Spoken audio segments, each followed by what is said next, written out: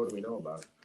Well, she runs a nonprofit that tries to regulate AI and online technology, and she made no secret about her desire to shut down Anson's company. You know, we think she might have found another way to shut him down. So many questions for this woman. Well, so do I. This is why I have the team tracking her down as we speak. Give me a second. Mhm. Hi. Dad, wait, Elliot? Oh, honey, slow down. What's going on? He just collapsed. What? Is he breathing? You know what? I'm going to call 911, okay? No ambulance. It's okay. I'm fine. You keep saying no. What do you want us to do? Keep an eye on him, all right? Everything's going to be okay. I'll be right there. Thanks.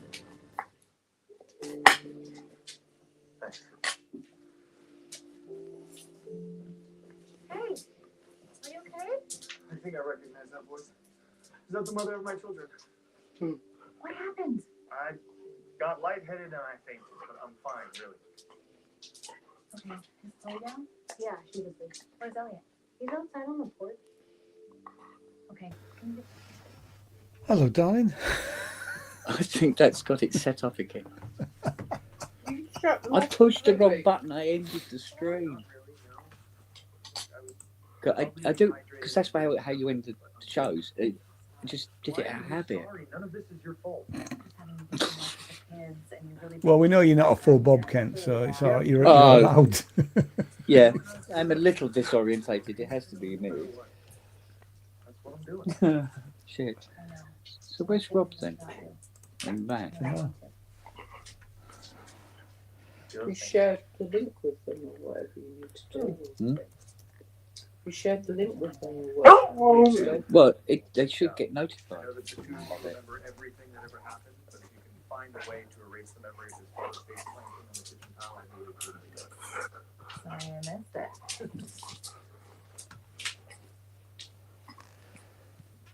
You need a blanket out here? I'm okay. You twat. We just started. Me and him are on a separate. We've answered the question: how many streams can you run live? 2, apparently. That's brilliant. You bellend. No, you've got to give him. He's not very well. Come on. Well, at least it's not a one piece anymore. That's true. Can you pin the link for us? I have. Oh, Yes. you have. Good. I have done that. Yeah. I don't know. God love him. I know. Oh. Can't live with him. Can't live without him. Right. Let's just make sure I don't do that again. Yeah. Oops. What do you mean Dillbat? Just leave the studio. That's what Yes, you got to do. leave. Don't end the stream. Yeah. Oh dear.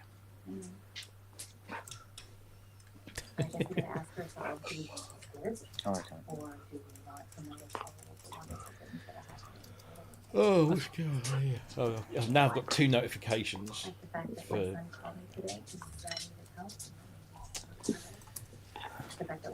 Oh, hello, Husky. Oh, it's a great sausage roll. Of course, you're going to have a husky there, aren't you? A hobbling husky. Can't be that sick. Hobbling, hungry husky. Also,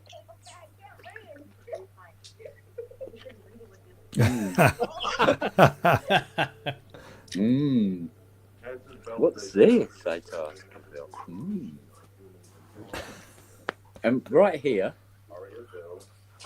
is Noah? Or... Siri. Never far away. That was my finger. I had not with you anything. Poor old Noah. Right. Right. I will leave you to it, but I'm Go not on going to end the stream. See you later, darling. Bye. Bye-bye. You do it again. Yeah. Oh no, he's frozen. Yeah. Think we're okay.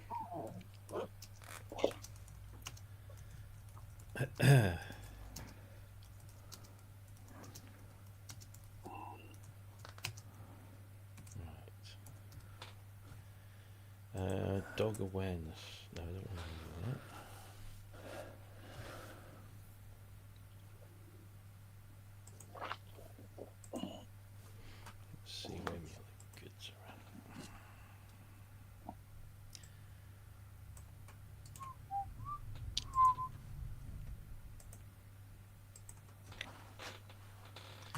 Oh. Shall I put my legs on the Astrolab? Yeah, go on. What legs? The legs off me Polybrute. All right. All right. Because I've got rid of the Polybrute to make room for the modular. Yeah, right. I saw that. Well, you saw my comment. Honestly, I don't know You why didn't. Although I almost fell for the teenage engineering one. That was good. Almost. I thought. Then I realised. I thought, bloody hell, great. I thought, good if somebody wants this. But then I saw the price thing and thought, hang on, what day is it? Yeah, I was saying to Matt earlier, you know, one day a year we don't believe the stuff we Yeah. read on the internet. Why can't Yeah, we I apply know. that to every day? Every day, yeah, I know. Right, hang on. Let's.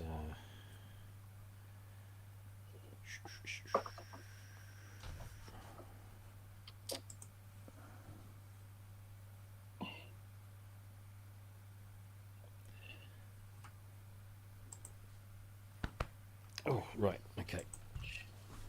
Let's see if we can do this without breaking something. It's normally the way.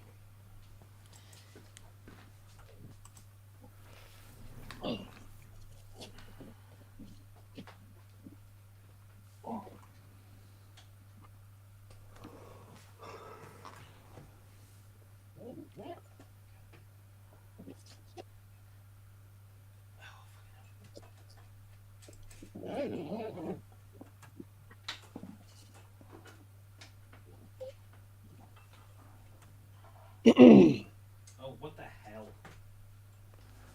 They don't fit. No, it's bloody cables. April Fool. Yeah, yeah.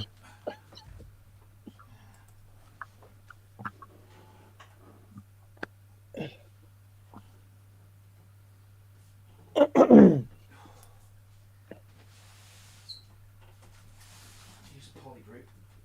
There's a rest. Okay. Make sure I put them on the right way around.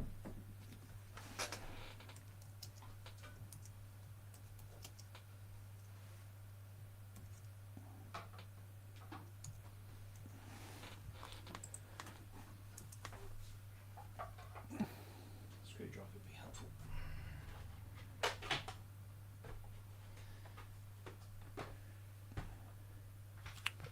What's the t-shirt? Cream Dream. What's a Cream Dream? Polybrute 12, apparently. Really? This was sent to me by Since Renegades. Oh, right. Yeah, yeah. we did a t-shirt, a T-shirt swap. exchange. A hug and a t-shirt. A That's hug what. and a t-shirts, that's it. So my daughter hates it. It's all right. My family hates my jumper. And I've done for years. People just hate me. There you go. Simple. Ah, nobody hates you, Matt. Bloody hell, man. You'd be surprised. Oh, I am.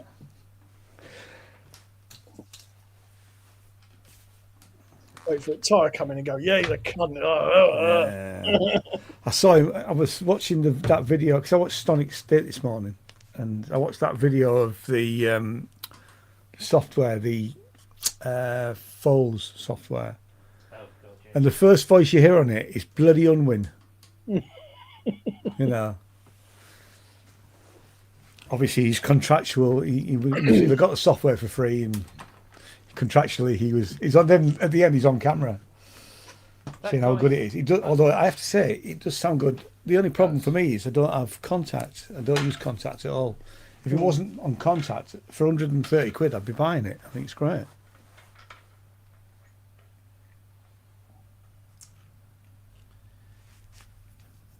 Yeah, that bloke from Void and whatever. An eek. Yeah. Is it just me, or is he a cross between Vangelis and Matt Berry? Yeah. Well, Matt Berry does kind of look like a young Vangelis, doesn't he? This is true. At least Matt Berry can play keyboard. Was tight grumpy. No, he was very upbeat because obviously he was on camera saying how good a product was. So not the Ty we really know. Yeah, well, let's be honest. Ty's not gonna say something's good if it's not good. That is true. In fact, they said that in the video. He's an excellent barometer of stuff, isn't he? Let's be fair.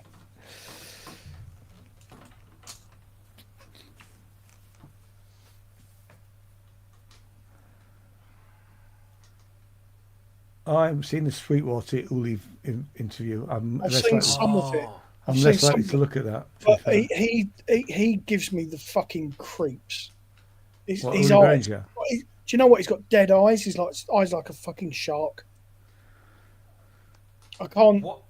What's with the blanket? Why is he sat on a blanket? It's not one of those. Maybe he's got continence problems. I was going to say maybe it's one of those waterproof sex ones. It's probably he's just every now and again he lets go, and it's the only thing that can stop it. But he's somebody made a. Unless he's got farmers. Well, there's that, but also if he, and I believe he is vegan, and if that's a leather sofa, maybe his way around it is to sit on a blanket. Oh, right. That's on the leather sofa. But yeah, I do believe he is vegan. I'm sure I read that somewhere. Yeah, no, I can't look at the guy. Those eyes just, I don't know. It's just like, give me the creeps. The thing for me with that video, I mean, it was interesting, just to hear him talk about stuff and what have you. But they didn't ask him any tough questions. They didn't say, look, people say that you are, or people say that you don't do this. No. None of it was. Nobody asked the tough questions. What is it? But at the end of the day, Sweetwater are one of their partners. So Yeah. Have you been out? Have you been out? it seemed a bit, sycophantic, the whole thing. I won't bother giving it a look then, because I'm not that interested. I mean, I knew what to expect, but I watched it all the way through, just because if you're gonna criticise something, you Oh yeah, I believe that. Yeah. come at it from a point of authority. But I don't doubt his desire to do, certain things, but it's how they often do it. It is the sharp practices where the problems are, really. Yeah. It's not good business practice. No.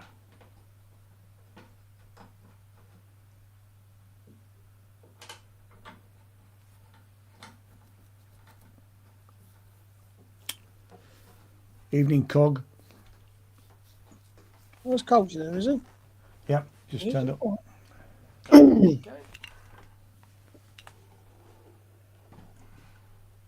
Now you watch me take my nuts out. Don't rip any keys off, mate, will you? Oh, don't.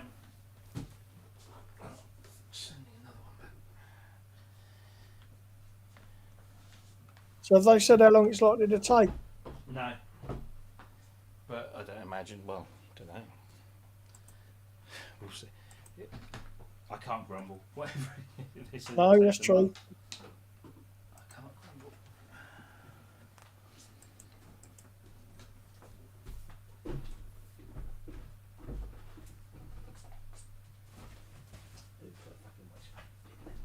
There we go. Oh, it's a lot smaller. As the actress said to the bishop.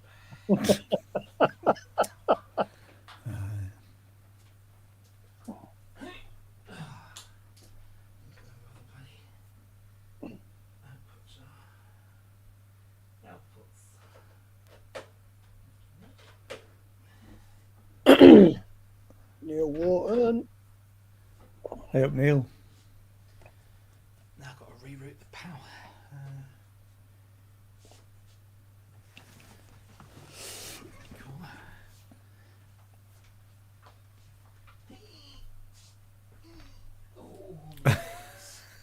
female bows.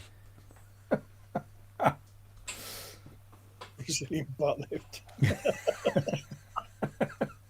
Yeah.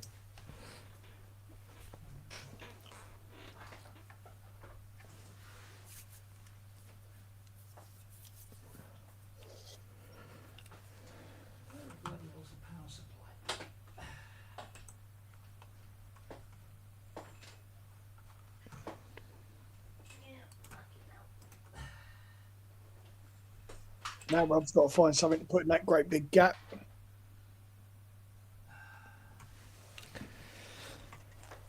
Ian. Yeah. Yeah. I have to say, I wish I had a gap like that. Yeah. Although I might have soon because I'm ripping this place apart. Wait, what? Yeah. Why? Well, these desks that are in here, they're very deep. Actually, is one thing, and I have I think it's a 1930s workbench, which is a little bit taller and further back, with a nice big shelf where I can put the monitors on. Yeah. And I might be able to get my speakers on stands and put the ARs on wall brackets. I bought some wall brackets for that. So the plan is to bring that. It's in the garage. The garage has got no power, so I can't use it where it is. Yeah. These are just gonna. I've had these forever. They were bought from MFI. Ex-display when MFI were going bust. Yeah, yeah. So I've had them that long. I think I paid 150 quid for them at the time. So I've had my money's worth. I'm going to donate them to either where the office is, because they've got lots of hot desks, or I'll just free cycle them, something like that. So yeah, I used to take. I might, and I have we bought our first kitchen table. It's got 2 fold down leaves. It was stripped, but again that was probably I don't know. It would have been 50s probably, but it's real wood. And the nice thing is, because it's got these drop leaves, you can be quite small, and it might probably fit over here. You know. So the idea is to try and get both of those into here. And I'm going to have to take everything out and probably stick it in the house while I'm doing it. And I'll do it while Jane's away. Just When she's down at her dad for a few refining the days. setup. You know. So I'll start by taking this one out and then work from there, really. Yeah. Rob was looking confused there for a minute. Rob's not pleased because it doesn't have the presence of the Polybrute 12. It just doesn't look. Nothing does though, does it?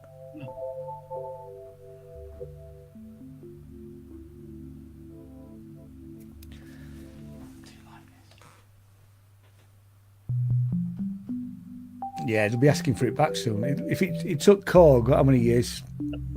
4 years. 4 years to get the loan stock back. Arturi will be all over him soon. It'll all go back, and he'll have a studio that's empty.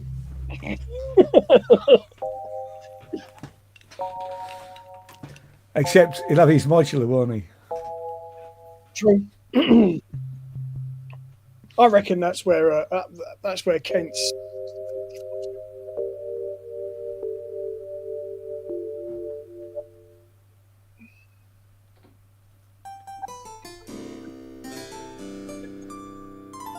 Black Moonshine.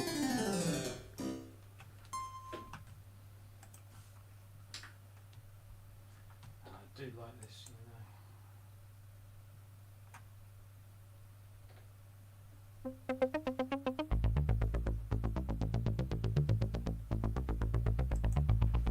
That sounds all right.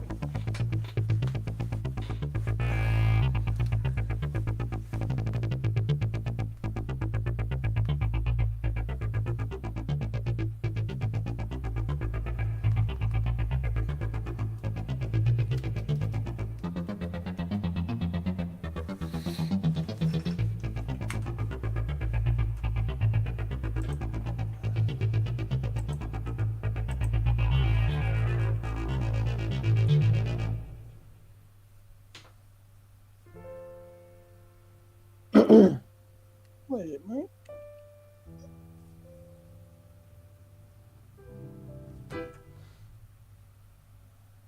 Sound ID Voice AI. What's that, Simon? I don't know anything about that. Let's have a look. Clone your voice for free, more realistic.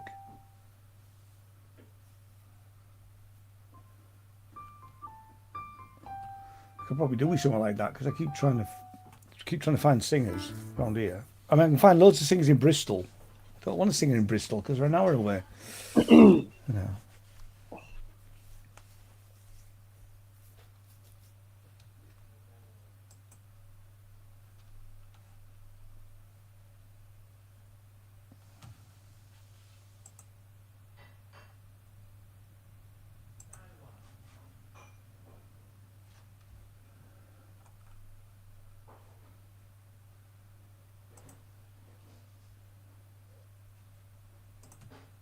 This is I'm trying to sell songs to an American bloody publisher at the moment.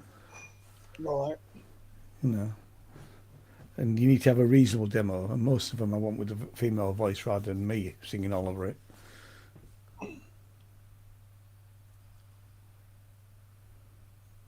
Here we go. Wags has started already. What's he on about now? You know it. Yeah, of course, yeah. He's just jealous, isn't he? I got to meet the jelly wrestlers and he didn't. They were lovely girls, Wags. They were really nice girls. Not the sort you might not want to take home to mum, but who cares?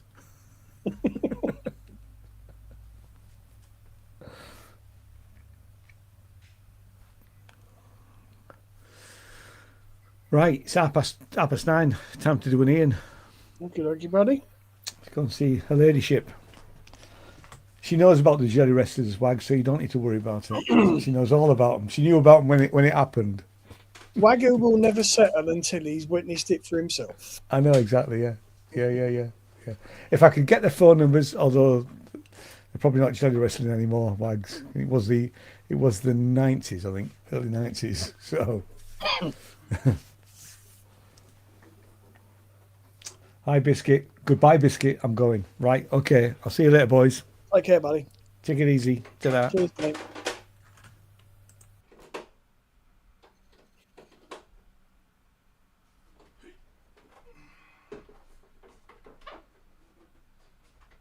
Hey, Biscuit.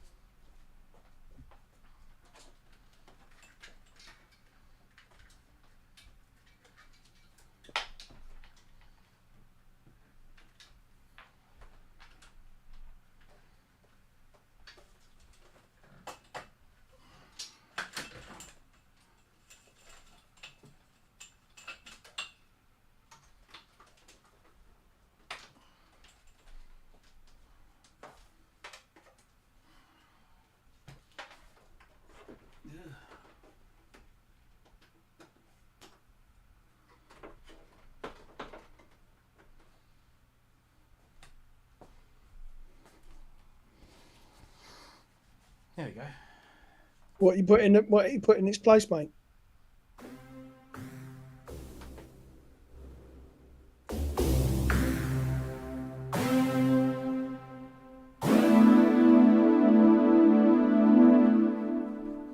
AM1X. Nice. Well, I got it out the other day from the rack. Put it over there. But I might as well stick it there because I don't like empty gaps behind me. Doesn't look good for the show. No. Well, me and Ian were sitting there going, what are you going to put in the gap? We hadn't realised to take your headphones off. Ah, right. Ian looked up at me and I just started going like this. Wind him up. he was laughing. Oh, dear.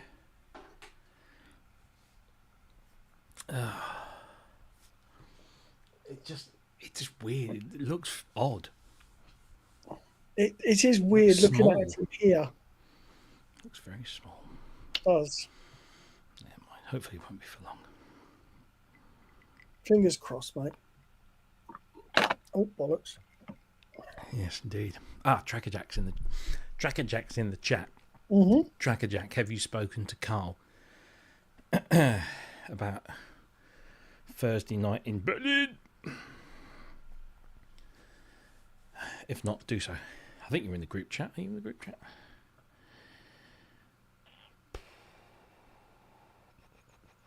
Can't remember now. What is it, bud? It's all right. The cat's just come in. He's soaking wet because it's pissing me right outside. Is it really? Yeah, and he's looking at me as if to say, I'm hungry. Why haven't you fed me? We've had food out there for ages, mate. And you're on a diet because the vet says you're too fucking heavy now. Hmm? Tracker Jack, do you have WhatsApp? If so, can you let me know your number and I'll add you to it?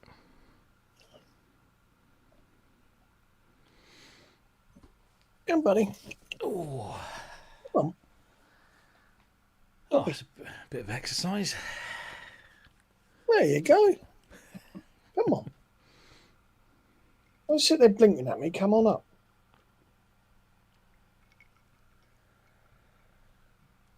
Yeah. It's getting meowed at. I've got it plugged in the right. Oh, I beg your pardon. link to us. Oh, it is. Yes.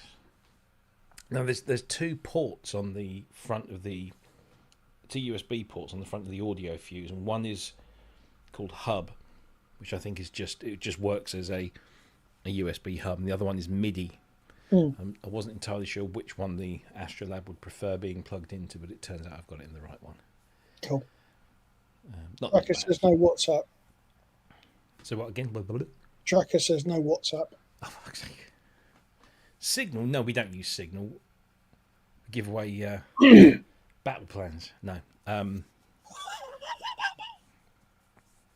All right.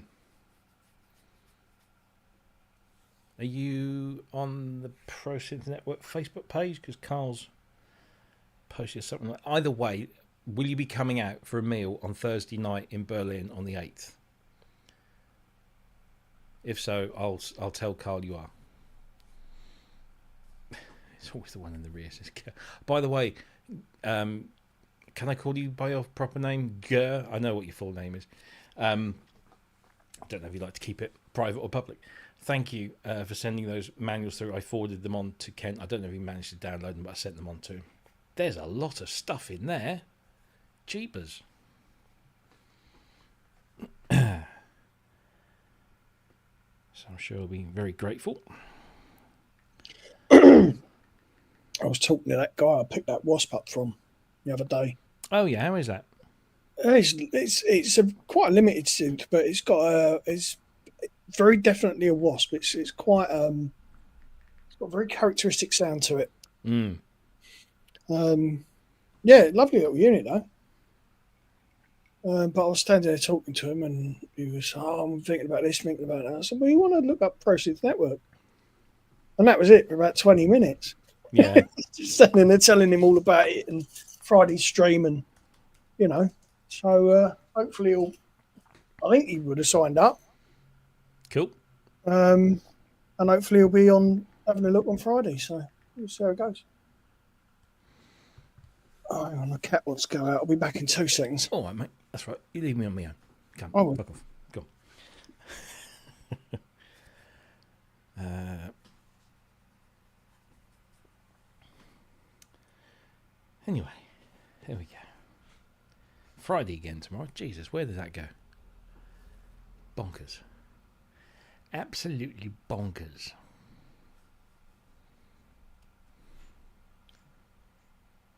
Time goes way too fast. What's Damn up? it. I was just saying time goes way too fast.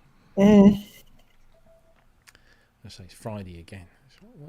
Yeah, pretty bloody quick this week. Yeah.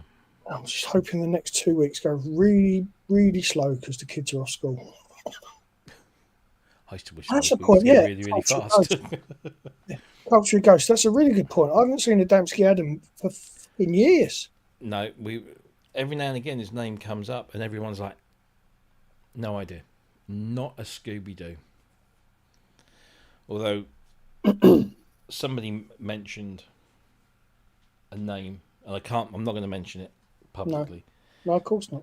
Somebody mentioned a name today that used to be part of our community, shall we say. Mm.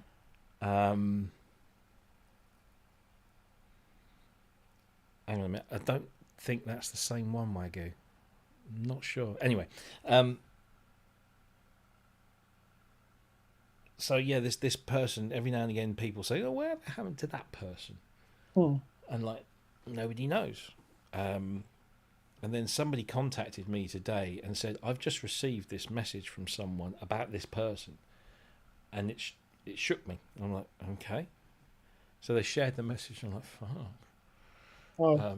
We won't be seeing that person. They're not dead. Right. They fucking ought to be. Well, that gives me a clue. No, it doesn't. It really doesn't. Oh, okay. Okay. You won't know. But yeah, fucking hell. So yes, this is the thing with the internet, isn't it? You know, because we're not.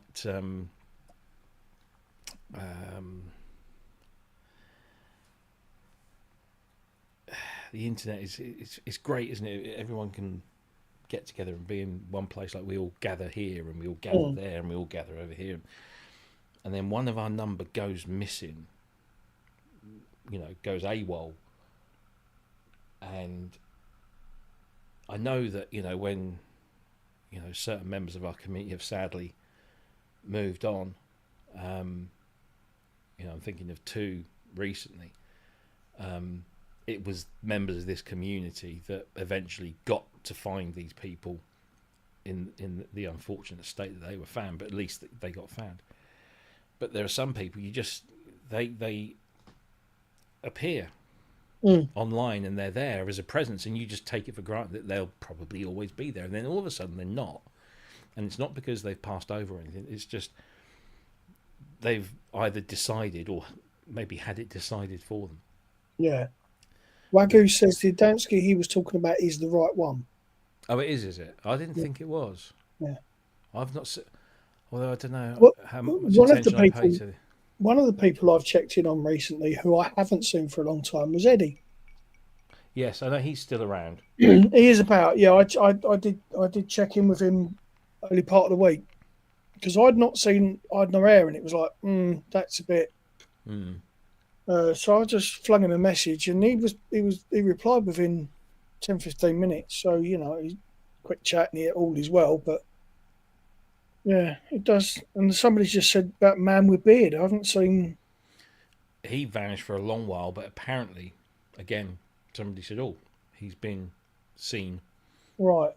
popping up a few places here and there." So I do like the fact that people keep their eyes open for each other. yeah, on it. absolutely. Oh, yeah. Ollie, Hello. Hello. How are you? He's delicious. Have you seen that fucker? Yeah. Oh my god. Hello. I tried. Hello. It's just such a beautiful accent, isn't it? It's that French and Irish is. Oh yeah, he's a killer with that. Hello. Yeah. Yeah. I would. Yeah, so would I. I've said that to Haley a few times. Fucking hell. Yeah. One of those guys that's just naturally good looking and makes you fucking sick because of it. And he's got fucking arcade machines. The one I've always wanted is the fucking sit down cab for Star Wars. Yeah. What, the first one? The vector graphic one? Yeah. Use the force, Luke. Yeah. And the bit of music that plays just as the Death Star blows up. Yeah. Every time. Yeah. Every time. But the thing is, people nowadays, because we're so spoiled, people nowadays don't realise, unless you were of our age playing those cabs in the arcades, it was like you were in the film, even though it looked nothing like it. The combination of, you know, graphics that kind of gave you the impression that you were flying an X-wing, the sound effects, the controls, the fact you were sat in a kind of a pilot position, that was it. It was just every arcade we had one. There was one in Great Yarmouth that we played the absolute shit out of. Well, the one I used to play was not far from Great Yarmouth in a place called California Sands. No, I know Cali Sands. Yeah, Cali Sands. Well, that's where it was. That's, I used to play in one of my bands. I used to play at Cali Sands, Cali Tavern. Fucking hell. When It was had a I? little stage in the corner. I mean, it was a little stage. We could barely get my drum kit on. Yeah. Hemsby and all around there. Yeah, I spent a couple of years up at Cali Sands. Fucking hell. Yeah. Long time ago. Bloody hell. Stand-up ones are 4K of those Star Wars. Jesus. That was Atari, wasn't it? That was an Atari cab. I'm Sure it was. not sure. Ollie would know. I remember because there was Super Hang On as well, which I used to, with the motorbike that you sat on and leaned. What was the other? There was the Formula One. See that, Andy? What was the Formula One racing one? The Atari Pole Position. Right. And I went on holiday once to Scarborough. My mate's dad and stepmum used to rent one of those static caravans on one of these sites, and they had a massive arcade, and at one end they had Pole Position with the 3 screens. And again, you've got to be of this age to remember how massively impressive 3 screens were. Different world. And you sat in the kind of in the racing position. And again, the graphics were, by today's standards, absolute gash. But it's all we had, and it was the latest thing. Apparently, Ollie's repairing a Chase HQ at the moment. He's got the stand up outright. The ones for me were like Pole Position, Super Hang On, Star Wars, Operation Wolf, Commando. What was the fucking hell? The 3-dimensional vector graphics tank with the 2 controls. Oh, again, I think that was Atari. Ollie will know. Yeah. Battle something? Battlezone. Thank you. But the one that you couldn't get me off for ages was Defender. I could never play that. Defender. I've never been a massive gamer, but I love Defender. Just switching. Oh, it's brilliant. What was the one I used to play? Ollie will know. It was you played. It was like you were playing. It was vector graphics, but you were playing almost like down a tube, and you'd spin the dial on fire. Began with a V. Shit would come up the tubes at you. Oh, what was it called? It began with a V, didn't it? I can't remember. And you had to kind of spin around. Tempest. Sorry? Tempest. That was Tempest. Yes. Love that. I've actually got an Atari CD somewhere to put into a PC and play it. Yeah. Love that game. Do you remember when it's gone. I just had it in my head and it's gone. Thank you, Ollie. It was a multiplayer. Oh, fucking hell. And Wagyu and Jack. Oh, what the bloody hell was it called? Began with a G. Gauntlet. That's Jack. Jack. Thank you. Yeah, multiplayer. And it was a massive cabinet. And then I think was it 4 or 6? I can't remember now. And you had buttons and a joystick, and you all just stood around this massive cabinet. It was a proper thing. There you go. Tell Robbie you can play Defender on Bandcamp. What? Really? 4, yeah. Yes. Apparently I made my mother cry must have been 1982. We went on a summer holiday to Clacton. There you go. Apparently, it's on the stats page. Oh wow. Yeah, we went on a week summer holiday to a caravan thing, with my stepdad. It was like our first holiday with our stepdad, and Clacton was like back then. Great Yarmouth was pretty good, but Clacton had massive arcades with like everything in it. And I lost my shit. I was just like demanding money off of my mum to the point where I brought her to tears, apparently. She never let me forget that. But now, I mean, I go into arcades now, there are no video games. No. It's all these games where you put some money in and you get some points and they'll spit out these tickets. And you need to collect like 2,000 million gazillion tickets to get a little cuddly toy. Yeah. It's just ridiculous. Nobody plays games just for the heck of playing. They just want. I don't know. The last time I was on there, Paint and Peer had a few video games. Not many, but they had a few. Yeah. But yeah, it is mostly what you're saying. But it's my daughter loves it. But then that's what I suppose her generation has kind of grown up with. But it's. Yeah, we went into the nearest seaside town here is Felixstowe, and you go in there and it's all just either machines like the grabbers, or these machines that spit out tickets. But there's very few proper good video games. But I guess that's because nowadays we can do all of that at home. That's the thing. Chip shops. First time I ever saw a video game cabinet ever was in a chip shop.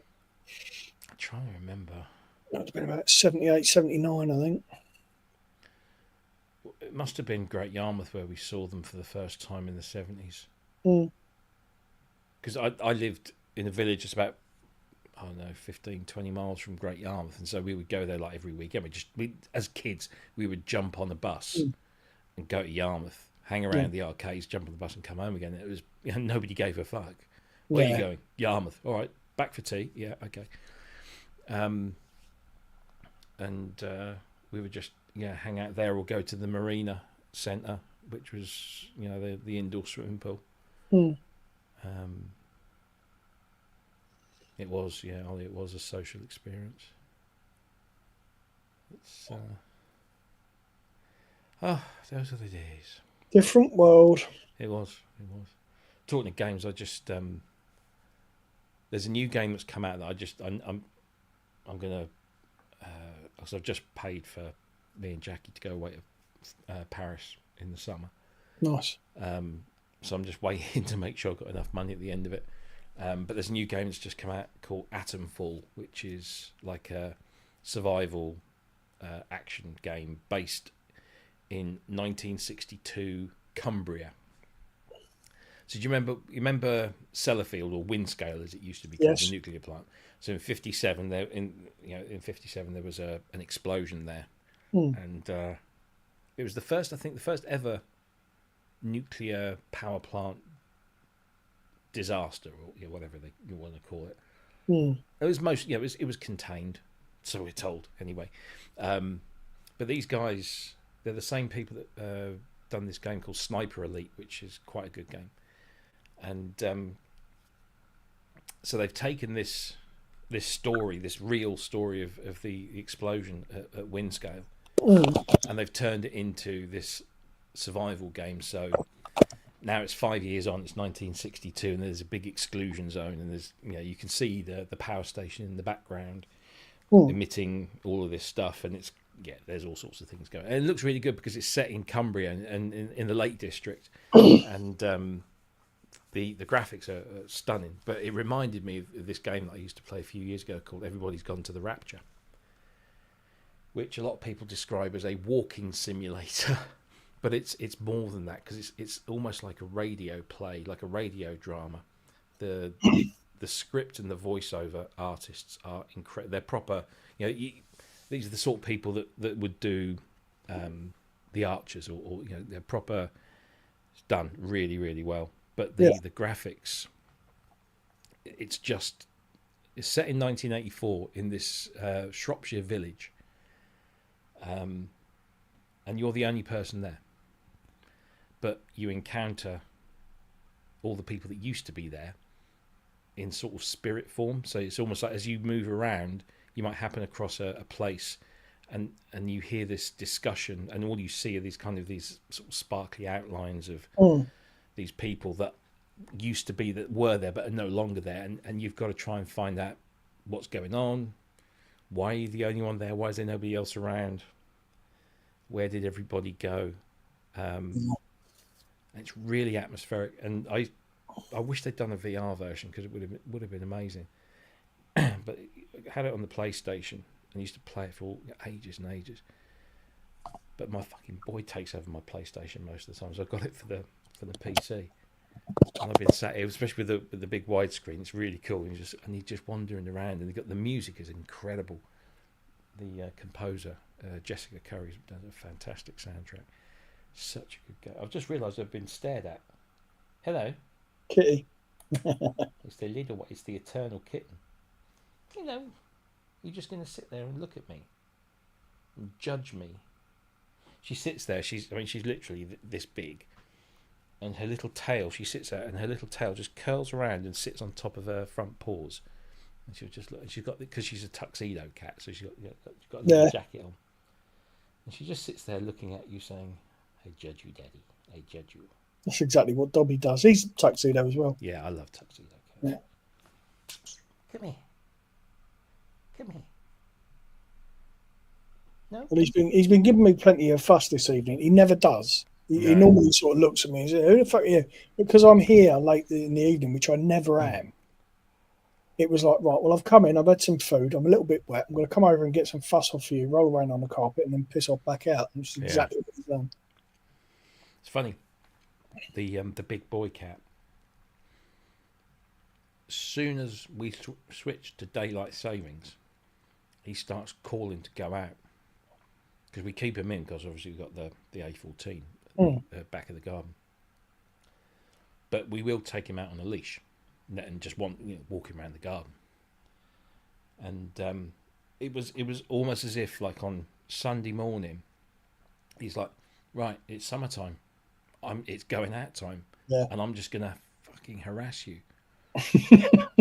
And that's all he does now, and he really gets on your tits, because he's meow, meow, meow, and he comes in, he buffs into your legs, and he's like, no, and then as soon as you get up, he's like, oh, and he's straight to the back door. No, I ain't got time to take you out for a walk. But what I did last year is I put him on the washing line. Yeah. Just put the loop of the leash on the washing line, and then he could wander around at his own accord. And he loves eating grass. Loves it. And Dobby does as well. The first thing he did, I was the first one to take him out this year. I took him out, and he's just like, and for like 20 minutes or so, that's all he was doing, was just eating Or he's not grass. fucking Frisian cow. So anyway, I come back in, I bring him back in, the first thing he does, pukes it all up. Yeah, honks his lungs up, yeah. Apparently that's why they do it. That's what they eat grass to. Well, dogs do it for two reasons. They do it because they've either got an upset stomach, or they do it to subdue their own scent when there's a more dominant dog around, apparently.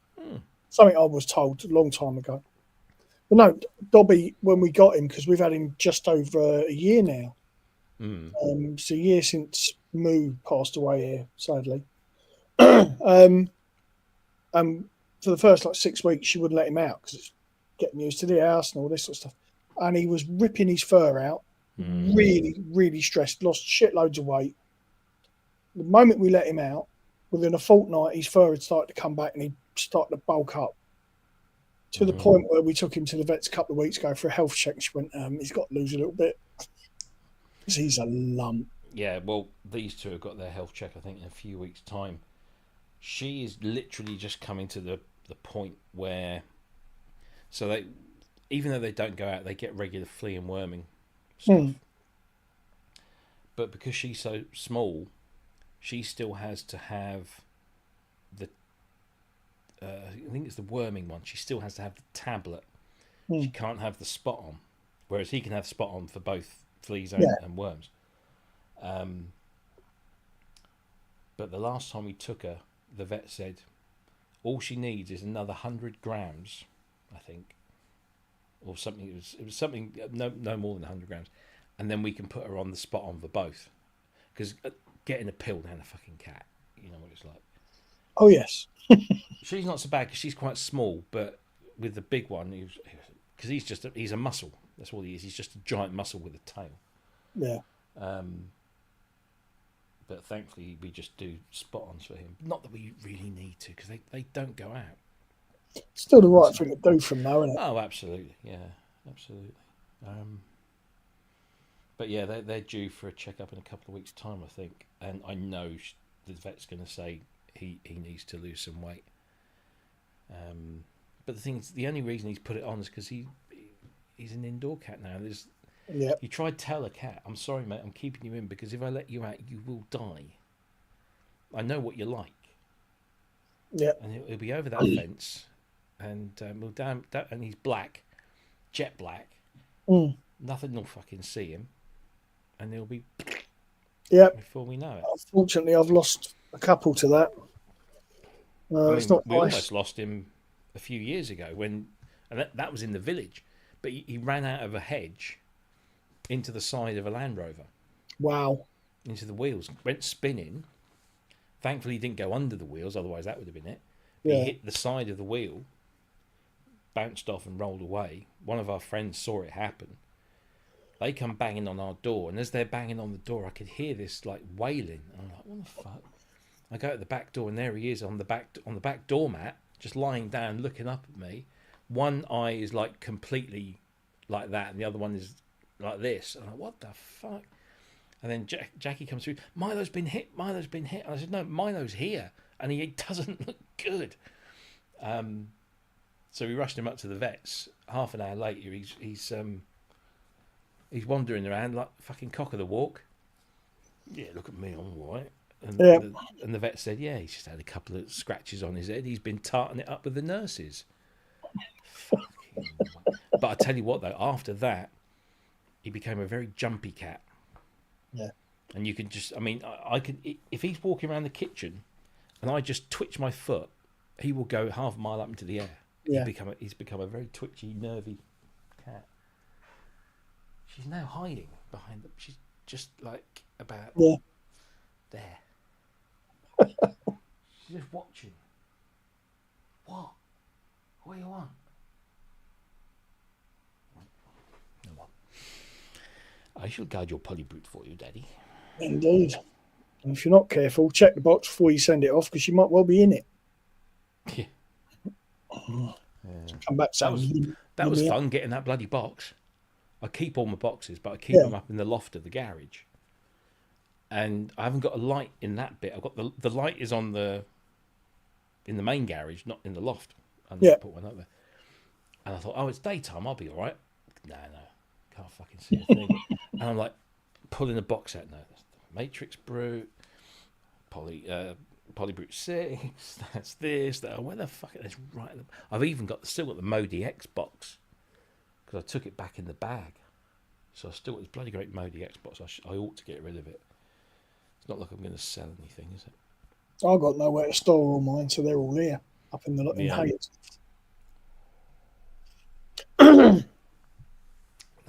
I learnt my lesson. I sold a few keyboards.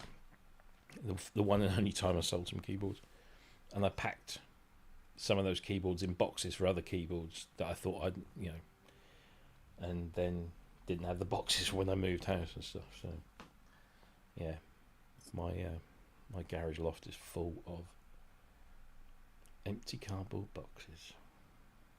Funny, isn't it?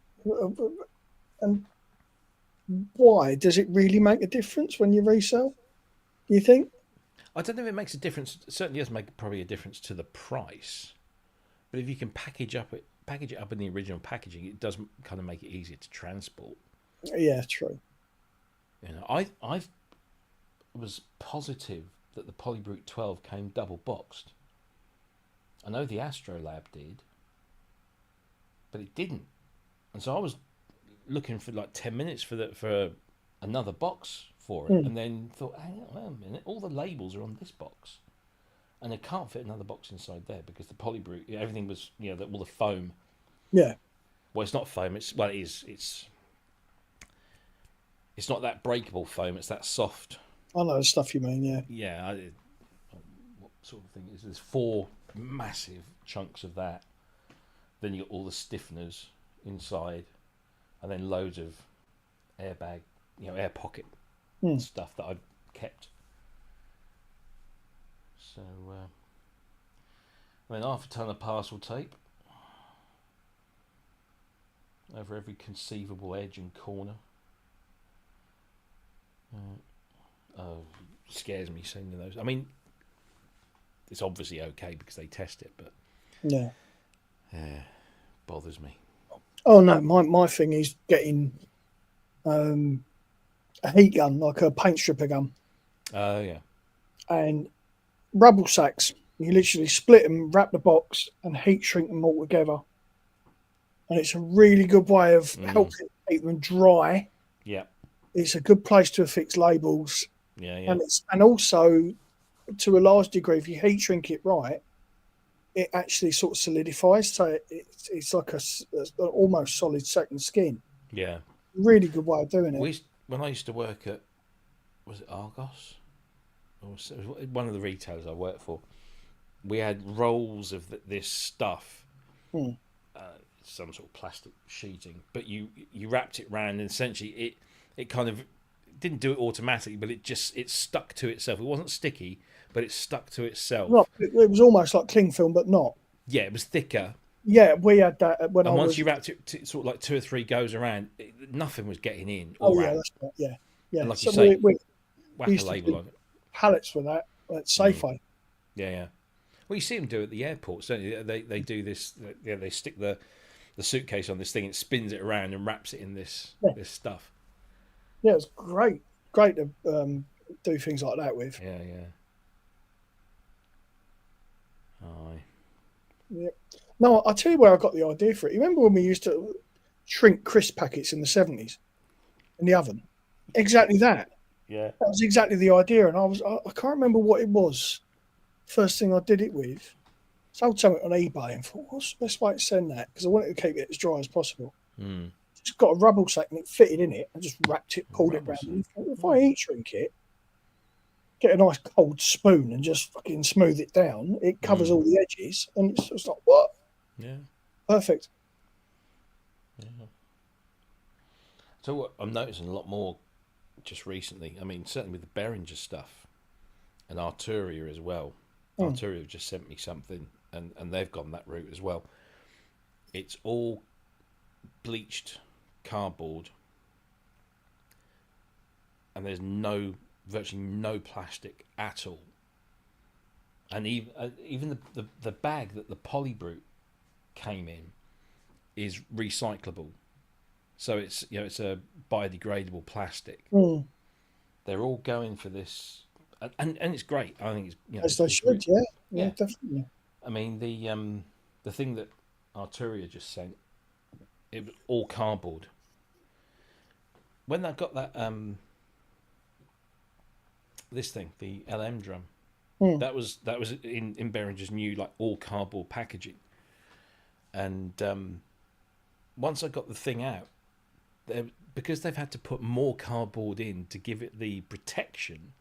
The box itself is heavier, so you kind of think, well, okay, we're saving the planet a little way by not using so much plastic in the packaging, but is it making the carbon footprint goes up? But the carbon footprint goes up because it's heavier. It's Swings and roundabouts, isn't it? It is a little bit, but at least at the end of the day, you can take that packaging. Not that I throw the packaging away, but you can take it and you can recycle it. Yeah. Yeah. I tell you what, you don't see any of nowadays of those little polystyrene peanuts. No, thank God. Very rarely. So I've got a sack full of those that I've kept over the years that I will sprinkle into a box if it's if it requires something like that, just to give it a bit of extra protection. But yeah, I've got a sack full of those in my storage unit, and just sit there.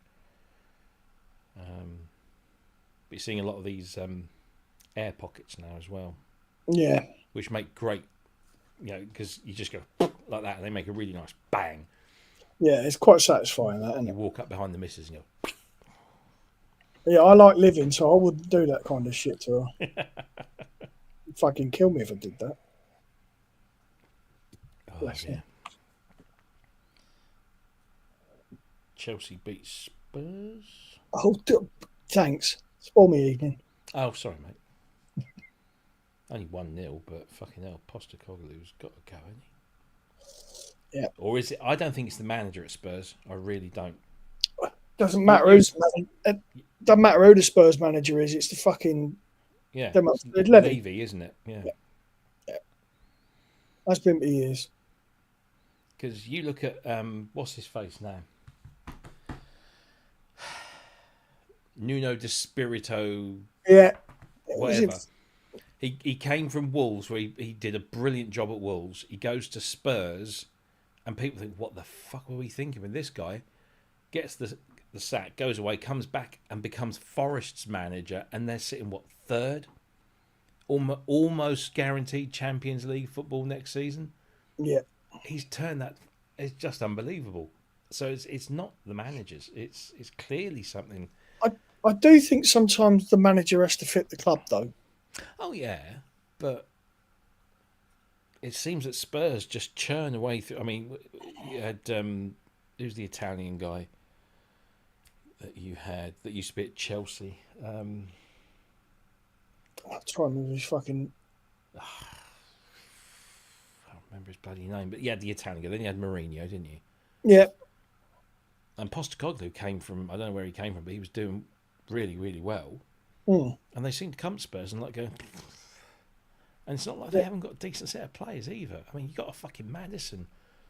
I love James Maddison. I was gutted. I knew he was going to leave Norwich, but I was gutted when he left. I always follow. I know he went to Leicester. Pochettino is the one you're thinking of. Who? Is it Pochettino or Conte? Conte's the one I'm thinking. Pochettino was Argentinian, wasn't he? Pochettino was the best He one. was, He's the best one I've seen since I first started following him when we had Keith Burkishaw in the 70s and 80s. Yeah. Burks was the fucking governor. Perennial underachievers, though, aren't they, Spurs? It's a shame. Yeah. You know, you always know you're going to be disappointed. It's just to what level. Yeah. Yes, indeed. Not good. But then, hey, look, I'm a Norwich fan. What the fuck do I know? Well, although saying that, this season, right, we've got a really good manager, and we all knew when he came on board, because we had Stuart Webber was our director of sport, and he had Daniel Farker, and then he was doing a brilliant job at Leeds, and then everybody knew he would, and Leeds would go up this year anyway. But Webber left, and we brought in Ben Napper from Arsenal, who, by all accounts, is incredibly good at what he does. And he brought in Johannes Thorup Hoff, or Hoff-Thorup, or whatever his name is. And they said, this is a project. This is not, this manager, if this manager doesn't get us up this season, that's fine, because we're on a 5-year plan. And we're going to, and Delia sold her shares, and now we've got the American guy in charge, and so hopefully there'll be a bit of money in the summer. But we've sort of been bouncing around that sort of bottom of the playoffs, and stringing a few wins together, and then just petering out for 3 or 4 games. And we've lost. I think we lost a couple, drew a couple, and then on Saturday after the international break, we beat West Brom, 92nd minute. We get the only goal of the game, but it's 3 points, and all of a sudden we're 5 points off the playoff again, with 8 games to go, 9 games, something like that. So there's every chance we could still get in the playoffs. Mm. But I think even if we do, I don't think we'll. I think Leeds and Sheffield United will probably go up automatically. I just don't think we're good enough yet, which is fine. I actually really like the Championship for a season, because it's was it 46 games, I can't remember. I mean, compared to the Premier League, which, you know, I know when, you know, that's the ultimate goal for clubs like ours anyway. But you get there and you play on a Monday, then sometimes you play on a Friday, and sometimes you play on a Sunday, sometimes you play at 12 o'clock, sometimes you play at 5 o'clock, sometimes you play at this. At least with the Championship, it's Saturday, Saturday, Wednesday. 3 p.m. Saturday, 7:45 midweek for most of the season, and it's relentless. And it takes. I mean, it's still, for me, it's a much tougher league to play in than the Premier League because it's full on. But the gulf in not so much talent, but you look at the 3 clubs that went up last year: Leicester, Southampton, Ipswich. Where are they in the Premier League? 18th, 19th, 20th, and they've barely broken out of there. I don't think any of them actually have broken out of the bottom 3. The top 3 from the Championship go up, and they stay in the bottom 3. Yeah. And people, I mean, Norwich have been a bit of a yo-yo club over the last few years. Go up, don't stay up, come straight back down again, come up again the next season, go straight back down, go up again. And people are saying, oh, fucking Norwich, you know, they're standing in the way of some decent clubs. No, because when we didn't go up, 3 other clubs go up, and they'll come straight back down. Yeah. I mean, Southampton are only on 10 bloody points, and there's 8 games to go. There's no way. I think it's only going to be like 1 or 2 weekends, and they're guaranteed relegated. Ipswich and Leicester, literally maybe a couple of more games after, and that's it. They're gone. They'll come straight back down. Leeds and Sheffield United will go back up again because they were up there a couple of seasons ago. And the difference is the money. Yeah. That's the only difference. Yep. You get somebody throw a chunk of cash at the right people, not just throw money willy-nilly, because that doesn't work. But you throw a chunk of cash at the right people to spend on the right players. And you might, like somebody just said, Steve said, Brentford, yeah. Brentford, Bournemouth, they've established themselves. Nobody would now question Brentford being in the Premier League. Mm. But 10 years ago, if you'd have said, or 15 years ago, Brentford, Premier League, fuck off. They make nylons, don't they? Exactly. So, but they've had the right people with money thrown it at the right places at the right times to get, Forest. Forest were languishing. Now they're fucking 3rd. And Champions League material. And you would not... I mean, that goal... Did you see the goal they scored against Man United the other night? I forget the name of the player, but he ran literally 2/3 of the pitch on his own and just powered the ball in across... just poked it. Just tore Man United apart, which of course this season is not too bloody difficult, but yeah. Oh mate, I've always had a soft spot for Forest because of Brian Clough. I couldn't stand the guy. Oh, I loved him. Absolutely. Couldn't stand him. I think I loved him for the reasons that you probably can't stand him, because he was an arrogant twat. But the thing was, there's this thin line between arrogance and confidence. And Cloughie knew he was good, but unfortunately he couldn't keep that to himself. He did like to antagonise people for the sake of it. Yeah. I mean, the famous Teddy Sheringham story. Yeah. Hello, Edward. Yeah, that is my name, but call me Teddy. Right. Okay, Edward, where are we going? And all, it was just... yeah. He was the boss. And what was his famous quote was, he says, I won't try and do the accent, but he says, after a game, we'll sit back in the changing rooms and we'll talk about what went right and what went wrong. And I'll let the other players tell me what they thought, and then I'll turn around and say to them, it's my, that I was right anyway. So it's like, he'll give people a space to talk, but at the end of the day, you do what he says, and that's that. I still think he was the best manager England never had. I think if they'd have given him that job, he'd have won us something, I'm sure. He was a winner. He was not likable. I mean, have you heard the story that Dean Saunders tells about when Forrest went to sign Dean Saunders, and Cluffy is absolutely 9 sheets to the wind.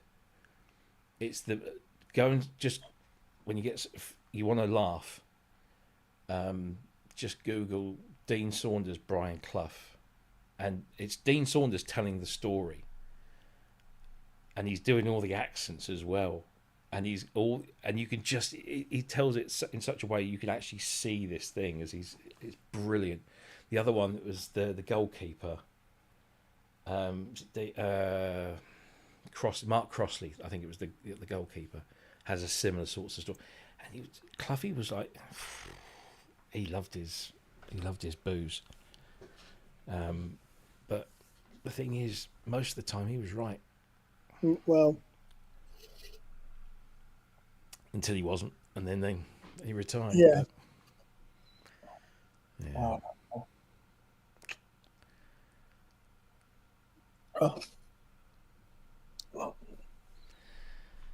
yeah. Yeah, I keep looking at how long we've been going and thinking, sure, we got at least an hour. It was quarter to 8 we started, wasn't it? Yeah.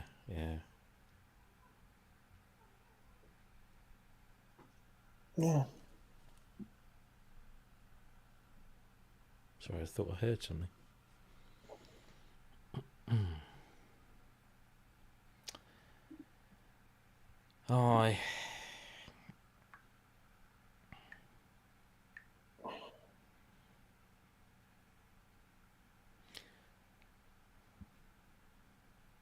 So I'm just catching up with this WhatsApp chat. All right.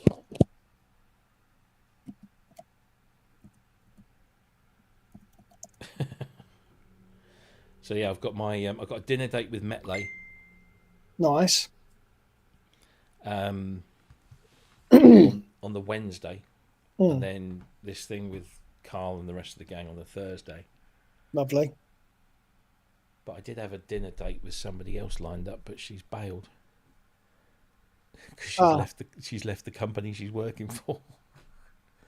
So because we speak like every week probably, and I said, look, are you going to be at Superbooth? She said, yes, I'm going to be there. It's my first year. I'm so excited. I'm like, right, okay. If I may, can I take you out for dinner? Because I need to thank you somehow. So I think that's the only way, Can't do it at the show. It's too noisy. I said, at least let me buy you dinner. She's like, okay, yeah, that's fine. Great, brilliant. And then today she emails me and says, I'm really sorry. I'm not going to be able to make it. I've resigned. I'm like, oh, no.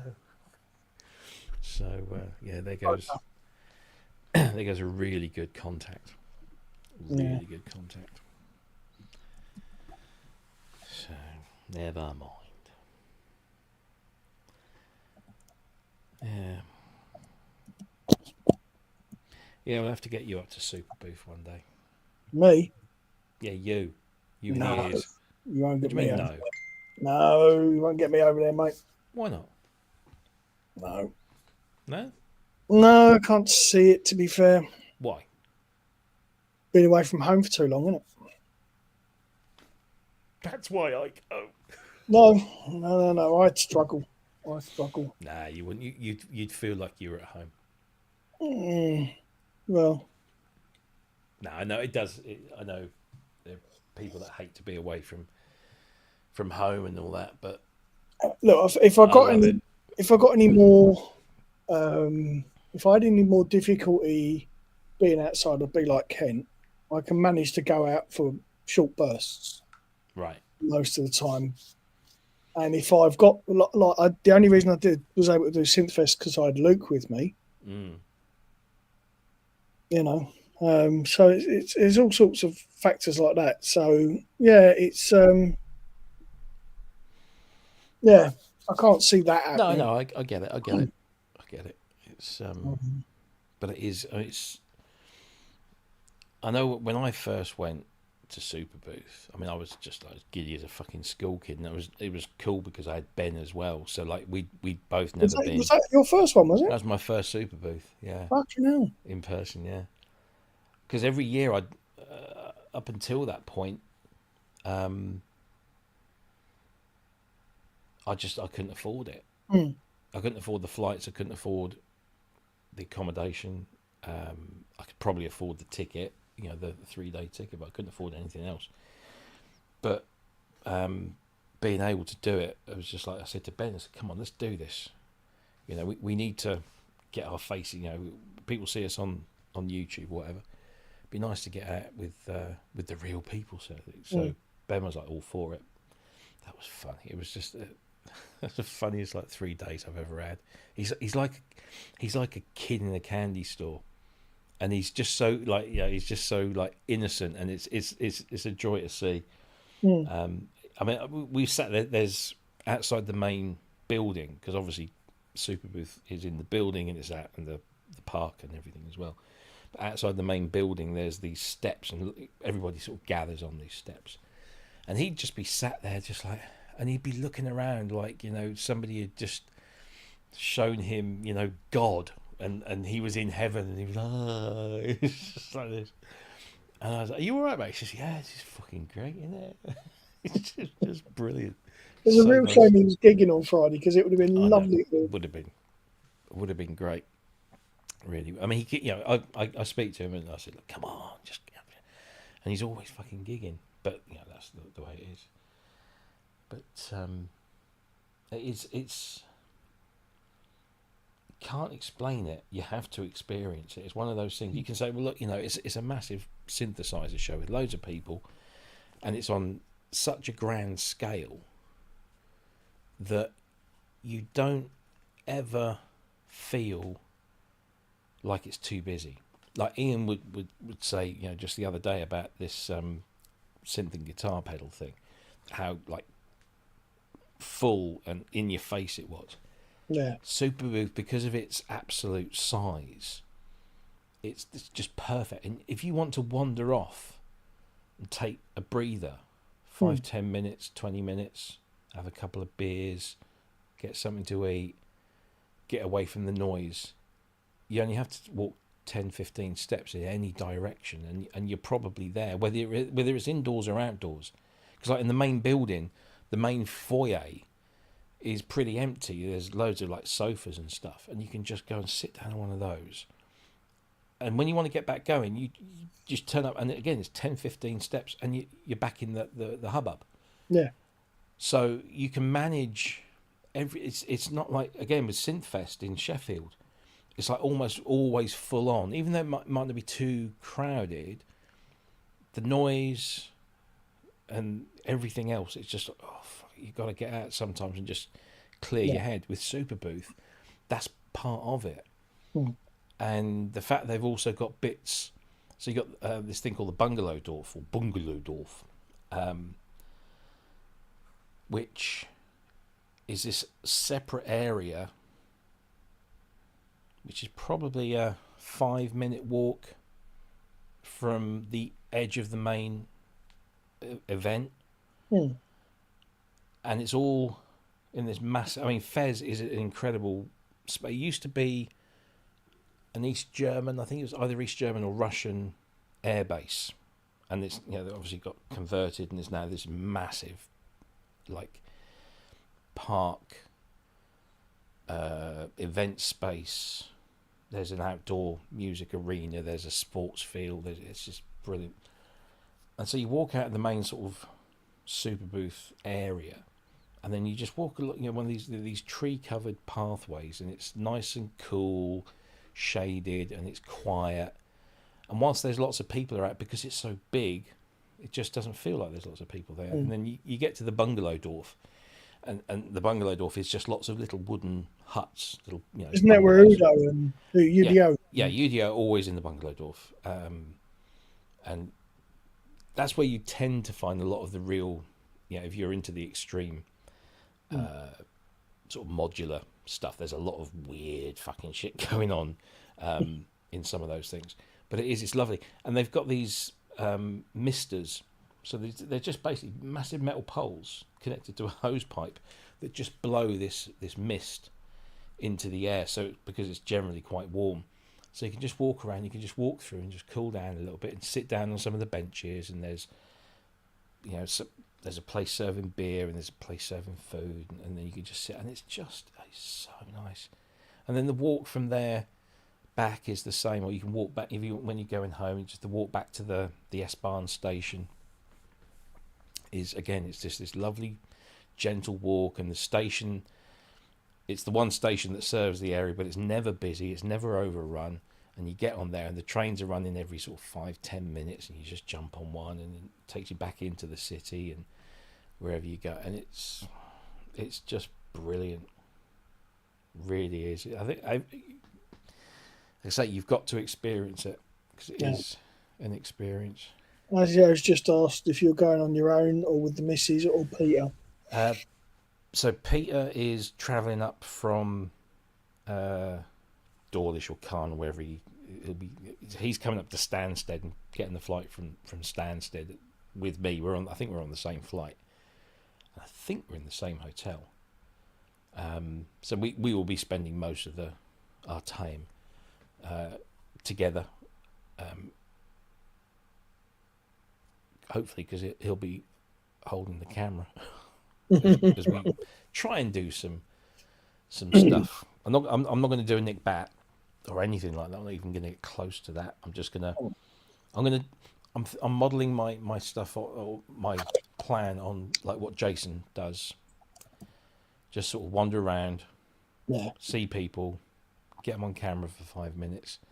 I might just do some bits on my own as well, just walking around and just sort of commenting. But the thing is, I want to spend most of my time enjoying it, rather than, like, you see Nick walk around these places and he's just like, yeah, I've just been over there, and how you doing? You're right, yeah, got to go, I've got to go over there. And he's just like, full on. I'm thinking, geez, it'd be lovely one year to just see Nick without anything, without any of his kit and caboodle, just wandering around enjoying it. Yeah. It's not going to happen. No, it's not going to happen until he either, hands Sonic State over to somebody else, or heaven forbid it shuts down. But that's I don't ever want to be in that position. No, so, you got to have a degree of enjoyment to it all, haven't you? Oh yeah. So it's just, when Ben and I went that first year, we flew in on the Thursday, which was the first day of the event. And then we flew out on the Saturday, which of course was the last day of the event, and we thought that would be enough, and it isn't. So that's why the last year and this year we're going in on the day before and leaving the day after, so we can do all 3 days. If you want, you don't have to. I mean, there's going to be some off-site stuff going down, I'm sure. Yeah. I hope. I heard, again, I can't say anything, but I heard there is going to be something quite new there from one of the big manufacturers. Nice. We got all the details sent through, but no pictures. I haven't seen it yet. But no pictures, no demos or anything. Just that it's launching on the first day of Superbooth. But it's. I think last year was quite a different year, because you had Polybrute 12, you had all the Moog Muse anticipation. Of course, it wasn't there. Well, it was, but it wasn't on site. Whereas this year, I don't think. And I spoke to a manufacturer today actually, and they said, "Oh, those things that we were going to launch at Super probably won't happen." I'm like, oh, "Okay." But it wasn't a big thing. I mean, it was an interesting thing, but it wasn't a big thing. Yeah. But that doesn't look like it's going to happen. So it goes, isn't it? It would be nice actually for there not to be something to everybody to kind of like lose their shit over, and just make a nice even sort of spread. Gentle. But then there'll always be a surprise, Yeah. I mean, I'm in a very privileged position. I get to see a lot of things ahead of time, or hear about them anyway. And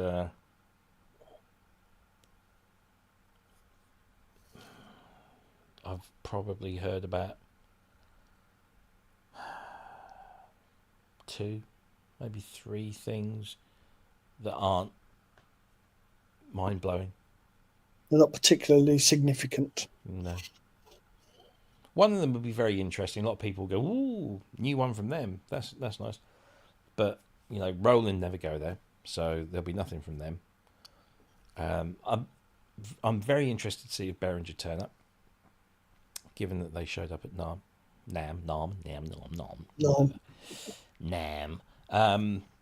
I'd be very interested to see if they show up. Korg will be there, but it won't be Korg. It'll be the distributor. They'll probably have the 3300 there again, and we probably won't be able to play with it. There's a couple of companies that I know have been working on things, but I don't know if they're going to be ready for this year's Superbooth. I haven't heard of anything coming from the Focusrite farm, whether it's Sequential or Oberheim or whatever. Again, I know of some things that are in development, but I haven't heard whether they're going to be there or not. No, Behringer weren't listed there, so I don't think they will be. Which would be a shame. I mean, a shame to the point where they bothered to go to NAM and make a big deal about it. The one show, maybe that's the one they're scared of. The one that people will come after them. I don't know. I mean, they've still got a German office, so it's not like they're not in Germany. But whatever happens, even if nobody shows up with anything particularly interesting, it will still be a great few days. Just for the vibe. For the vibe, for the people. For me, it's first and foremost, it's people. Yeah. It's seeing. There's a guy, and he will. It'll be so embarrassing, and I'm desperately trying to remember his name. But every year I've been, this guy comes in from Canada, and he does work in Europe a lot, so that's kind of how he manages to kind of swing it. And every year he finds me, or I'm not saying he's looking for, but he sees me, he comes over and he says hello, and I recognise his face, and we always sit and we have a nice long chat. Can't remember this fucking name, and it's embarrassing because he looks like Jesus. No, he doesn't. No. He's. I'm sure his name begins with M. It's gone. I'm terrible sometimes with that, But people will come up to you, and they see you every week, and they know your name, and they go, "Oh, Robbie," and I'm like, "Hi, who are you?" And they'll say, "Oh, my name's John." I'm like, John, and then they'll give me their handle, and they're like, "Oh, now I know you." Yeah. Well, that's the thing. I know. Was it the first time when I went to Synthfest? The first person who walked down the ramp to meet me was Ian, and I know Ian is Ian. Yeah. And we walked in, and I think the next person I saw was Steve. Oh yeah, Steve. Homegrown. I went, and he went, "Homegrown." I went, "Oh, fucking hell, right." Yeah. So I know what you mean. Yeah. I tend to remember certainly the British ones, like Steve, and I'm saying that I tend to remember that I've just completely forgotten. Oh, fucking hell, I can't remember his name now. Oh, I can see him in my head. But it's you kind of get quite adept at somebody coming along and saying, "Hi, Robbie, nice to see you." And I'm like, "Yeah, great to see you too." And you recognise, you've seen the face before, and you're pretty sure you probably saw them at certain events or whatever. So you say, "Oh, have you been since? Was it Bristol Flanky you were at?" "Oh no, it was Synthfest. That's right. Yeah, how you been?" And then somebody somewhere, you hope, that's in that little kind of gathering will mention their name, and then that's it. Yeah. And then you'll never have to use their name again for another year until you see them, and it's just. You say, that's my primary reason for going to, well, would have been going to Synthfest, but will be for Bristonica, is meeting people. Yeah. Definitely not because I'm not a modular person by any stretch. So it'll be just nice to go and say hello to faces, and and there are so many more now than when I was at Synthfest 2-3 years ago. It was, Oh yeah. that I've got to know through here. So there are more faces to put to names and things. So that'd be quite nice. Yeah. Yeah. And you get people like Keith. Yeah. You can't, he's like, you can see him a mile off because he's glowing. Yeah. It's like the sun has risen. You can't miss him. Actually, Keith, thank you. I am going to send you a video, Keith. I know you're in the chat. I'm going to send you a thank you video for being the first, of course, to buy the Keith in Watford bandana from the merch store. He's actually bought one, has he? He's actually bought one. I'd have been incredibly disappointed if he hadn't. I'll tell you what is nice is like Pete. It happened with Peter last year. To see someone experience Superbooth for the first time, because it reminds you how like awestruck you were when it was your first time, and you just see, you think, I see the smile on your face. I know you're real. I could tell by the look in his face he's really loving this. Sorry, you lot are scary in real life, especially Ty. We're not fucking scary. Honestly, Ty in real life is a pussycat. He really is. He's a big cuddly pussycat. I'm the first to admit I was a little intimidated by him when I first got to know him on here, but he's a gentleman. It's all buff and bluster. Yeah. When at Synthfest last year, he came along to the stand, and we had a big old hug, and give Pip a hug as well because she's much nicer to hug, much prettier too. She is nicer to look at, isn't she? Oh, much nicer. Oh. And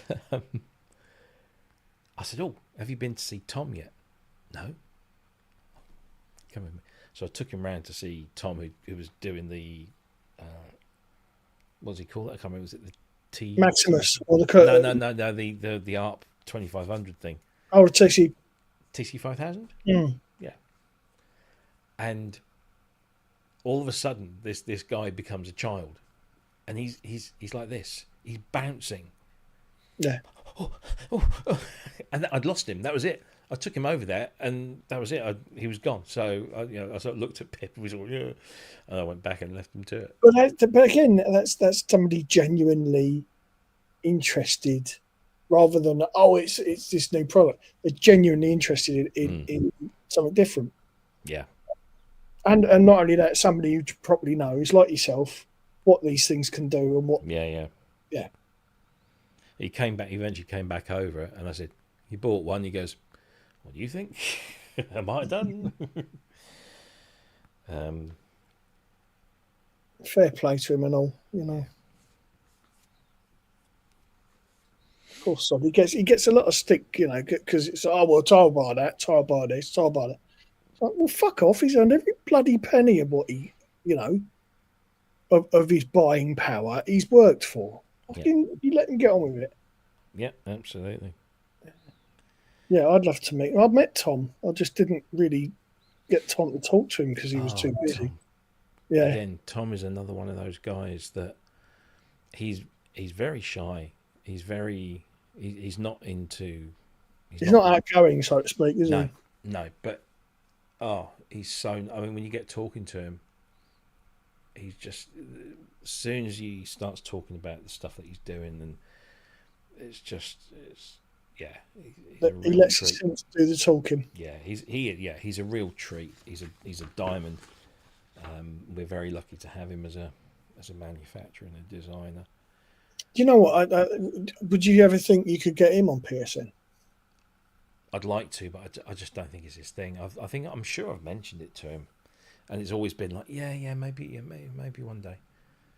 Do a pre-record. Yeah, it could do, but at the end of the day, I mean, for most people, that's much the same doing it. Actually, I've been put into touch with two people this week alone. one of which is a big name in ambient electronic music. I'm talking decades. Okay. Not just a modern thing. This is a big name.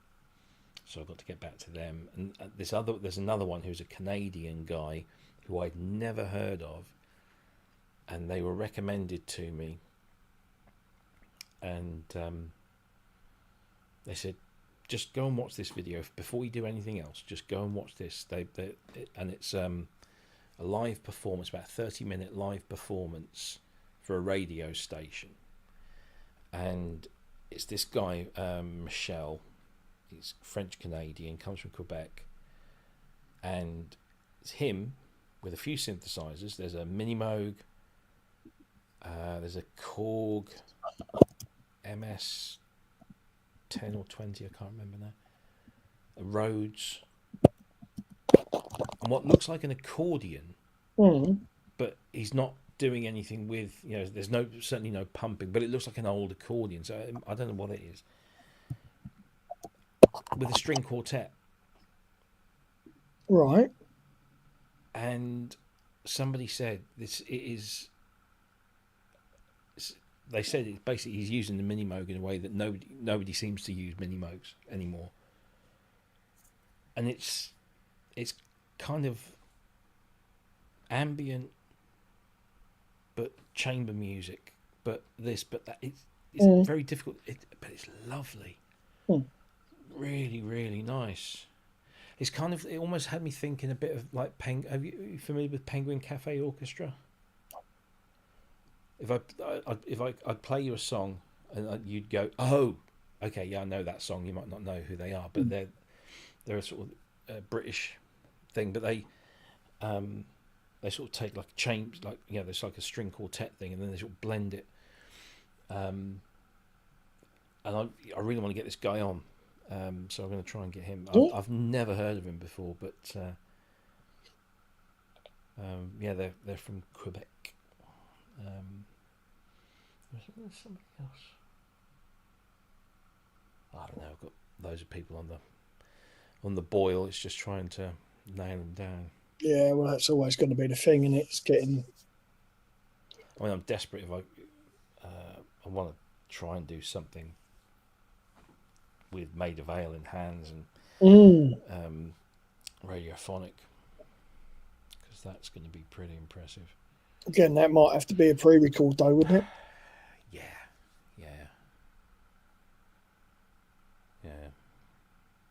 I just wish I had the time. I just don't have the time to put into it, because the day job is I've got a month now where I've got a few days off before I go to Berlin. But between now and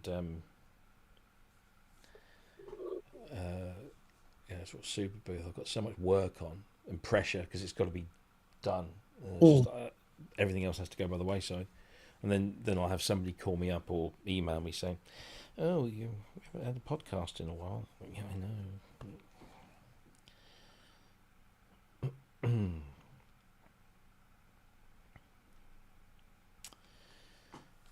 Yes. Never mind. Marky, I've been told this myself. You'll be all right. You've got a bit more confidence than I have in uploading stuff. I would never put any of my stuff out. I'll put loads, a bunch of stuff out years. Well, Marky said something about, hang on, let's go back. No Synthfest this year. Don't think I'm worthy to speak to anyone, just a talent. Bollocks. Yeah, exactly. Bollocks. Absolutely bollocks. See, there you go. We're all talentless hacks. Oh, come on, look, if we weren't, we wouldn't be sat here. And I mean that with all due respect to the very talented people that are in the group. But we all pretty much think the same of ourselves. Look, I'm a total fucking charlatan belonging in here. Let's be honest. I've never done anything worthwhile. So there we go. Nice one, Wags.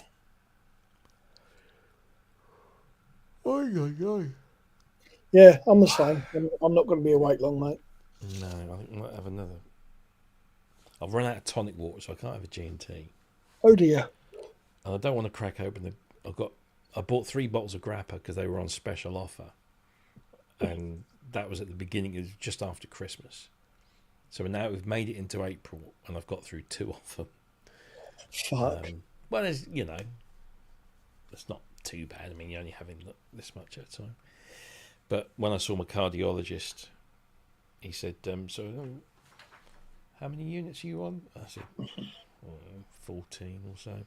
Thinking 14 was, you know, oh, well, you know, they do recommend that a man shouldn't have any more than 10 a week. And I'm like, 10 a week? Yeah, absolutely. I'll try to cut that.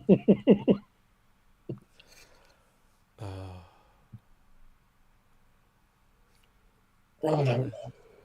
Yes, indeed.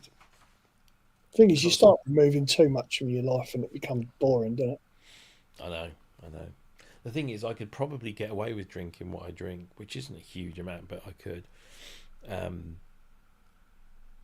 If I moved more, if I was a bit more active, you know. But that's the problem with me, is that I sit here during the day doing my day job, and then I have some dinner, and I come back, and I start doing the other job.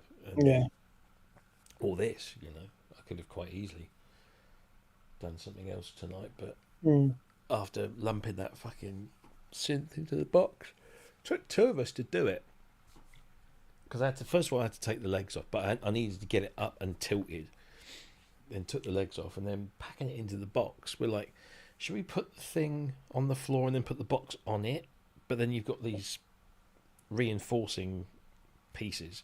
And if you do that, the whole thing falls out. So we had to pick it up, but of course it's in a plastic bag and it's got these foam things around it, and they kept falling off. Jesus. So I was like, no, I'm not doing anything. That's my exercise for the night. Oh. Well, I think I'm going to take my leave. Oh, you're going to leave me now, are you? I am, mate. I'm tired. It's been a long day. Yes. And I've got to sleep on a fucking sofa because she snores. Oh, God. Not good. No. So I'm going to get me head down, I think. Oh, well, yeah. Thank you, mate. Well, unless anybody else wants to join me, I want to sit here all on me lonesome, but Billy no mates and all. How many we got watching? 24. Oh. Kent did stick that. You did put the link up, didn't he? I believe he did. Yeah, hang on. Yes, it's pegged. So. Well, I'll hang around for a few minutes, but if nobody else comes in, I'll fuck off to bed as well. I think I need it. Yes. All right, buddy. Right, well, listen. All right, mate. I will speak to you soon. Well, I'll probably speak to you tomorrow. Yeah. All right, buddy. Take care. Take it easy. See you later. Bye. Culture. He is. He's at home. He's not feeling very well. He was on earlier for a little while, but he's gone to put his head down because he's not feeling the best.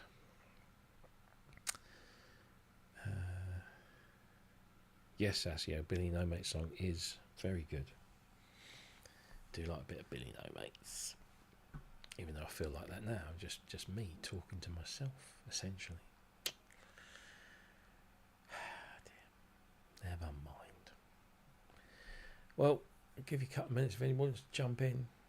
Feel free, links up top. If not, I will bid you all farewell at some point. What's the time? It's only 10 to 11. Oh, dear, oh dear, oh dear.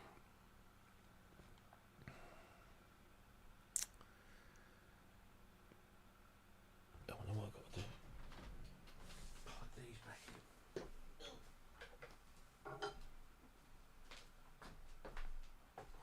Hips. Where's the sustain?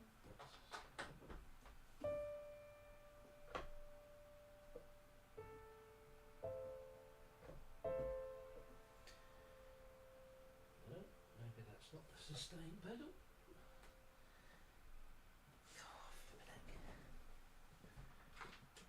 Maybe that's the sustain pedal.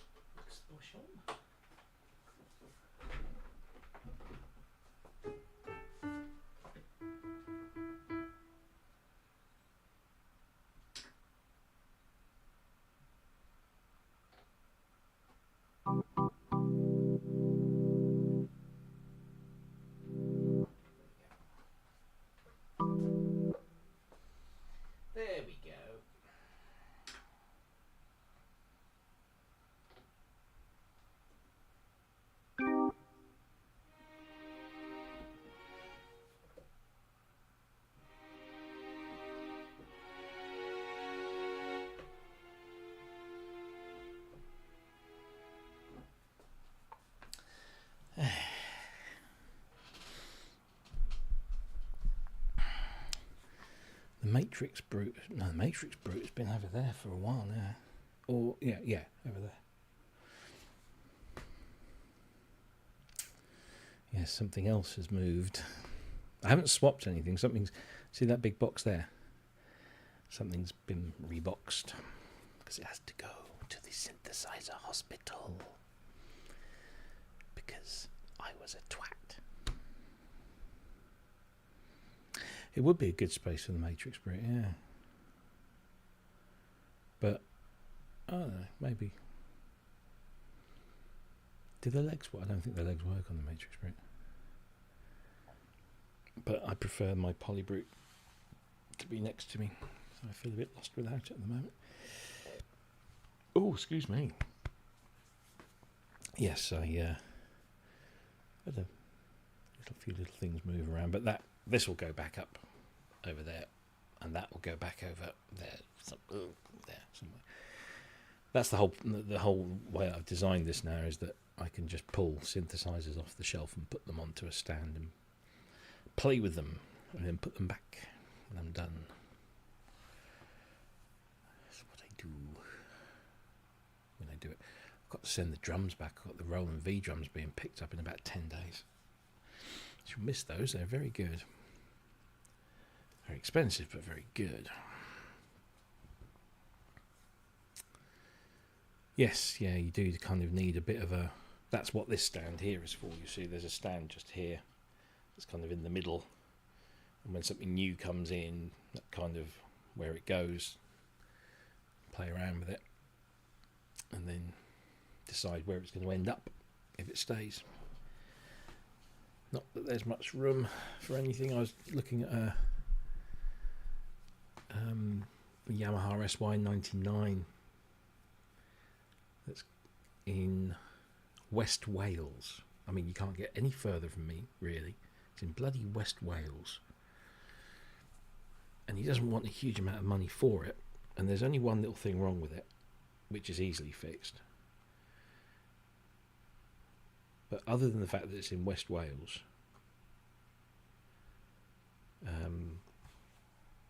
I don't have the room for it. So, yes, space becomes an issue.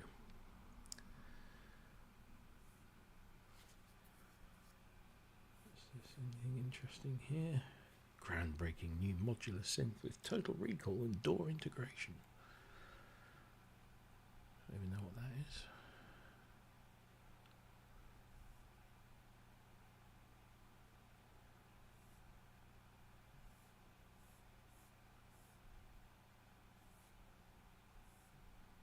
Okie dokie. Yes, controllers. No, I think I've boxed. The only controllers I've got is the the KX88 is in storage now. I've got the Keylab Mark III. I've got a Mini Lab over there somewhere. Another one I can't talk about.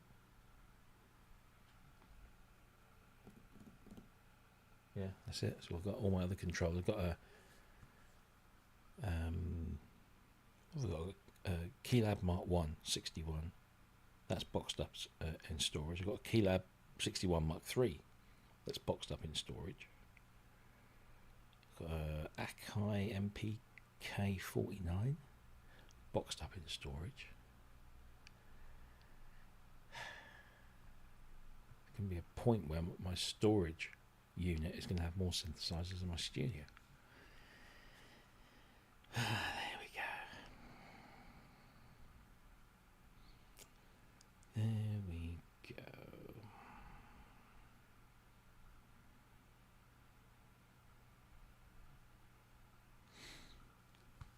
Well, it's getting very quiet in here, and there's just me. So if nobody else is going to join me, I'm going to say goodnight. I think it's become very self-conscious sitting here just talking to myself effectively. I know there's 26 of you watching at the moment.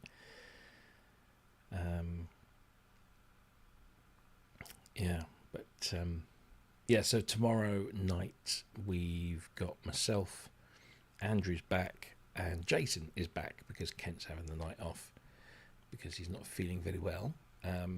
So there'll be me, Andrew, and Jason. There's not a huge amount of news to talk about unless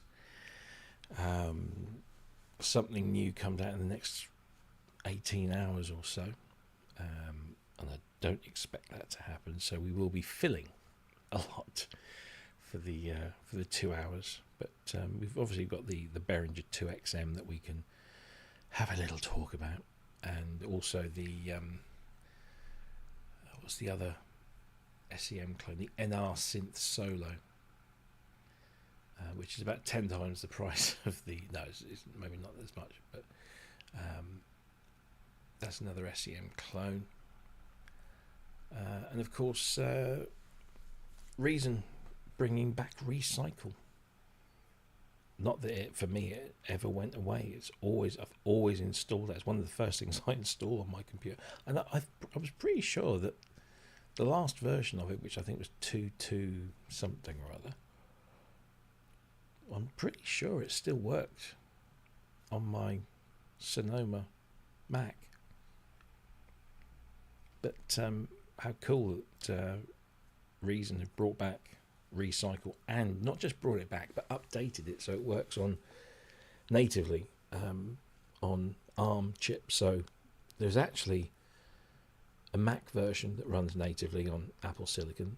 There's a Windows version, and there's a Windows ARM version as well. And I believe there's a Windows ARM version of Reason now with 13.2. So it's nice to see that they're still doing something different. Donna are Chinese. They're a big Chinese thing, mostly selling through Amazon, but they are, I think, is it exclusively through Amazon? Mostly through Amazon, I don't know. But Donna are Chinese. Not that that's a bad thing, because lots of good things do come out of China. That's a popular misconception that if it's made in China, it's got to be cheap rubbish. It's not the case. They do make cheap rubbish in China, but they make cheap rubbish over here.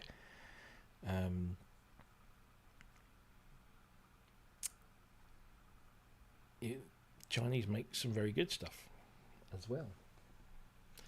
Yeah, I know there's no Amazon in China, but I think outside of China, Donna I'm pretty sure they're exclusively selling through Amazon. But I could be wrong. I could be wrong. Oh yeah, the Chinese companies have improved a heck of a lot. They know that they can produce really good stuff for less money for a number of reasons. One of which, unfortunately,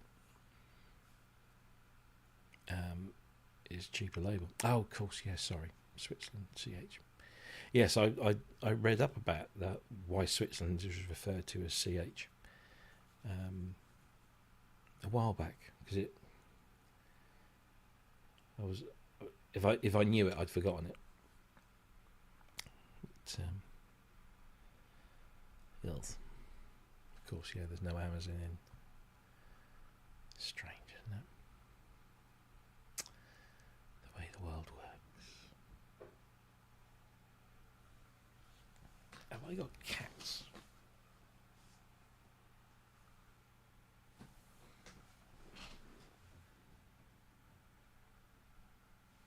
I sometimes sit in here and I can hear that kind of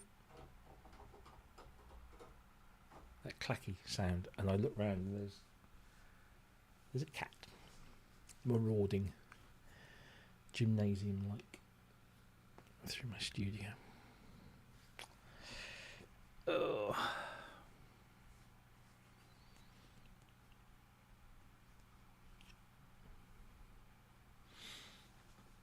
Yeah, that makes sense, Wags.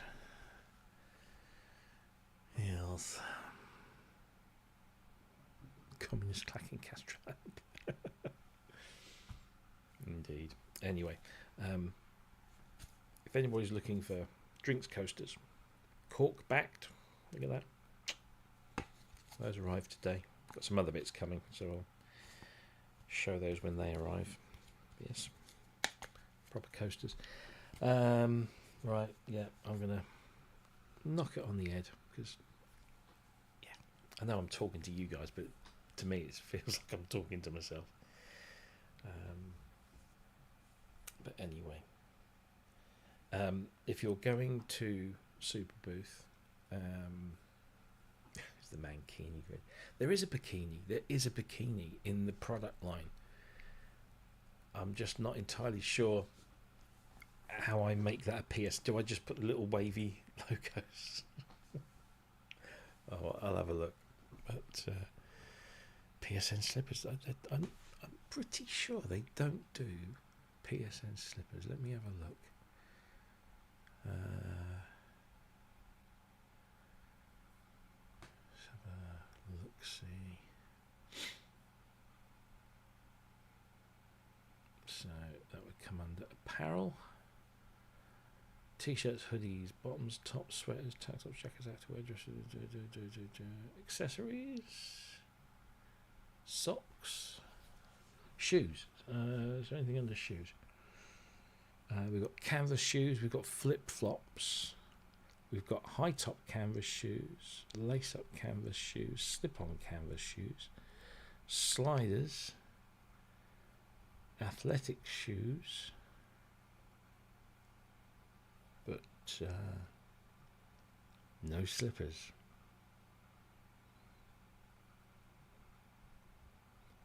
It could even do you a dog bowl, you know, a water bowl.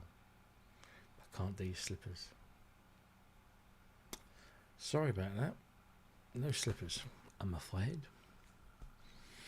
PJs, hello Jason. Do they do pajamas, apparel? Let's have a look. Sleepwear. Oh, let's have a look. Unfortunately, the sleepwear is all for the ladies. An all-over print women's long-sleeve pajama top, an all-over print women's pajama pants, or an all-over print women's short-sleeve pajama top. So, I guess you could order, they go up to 2XL, which, I don't know, they're probably going to be cut for the ladies.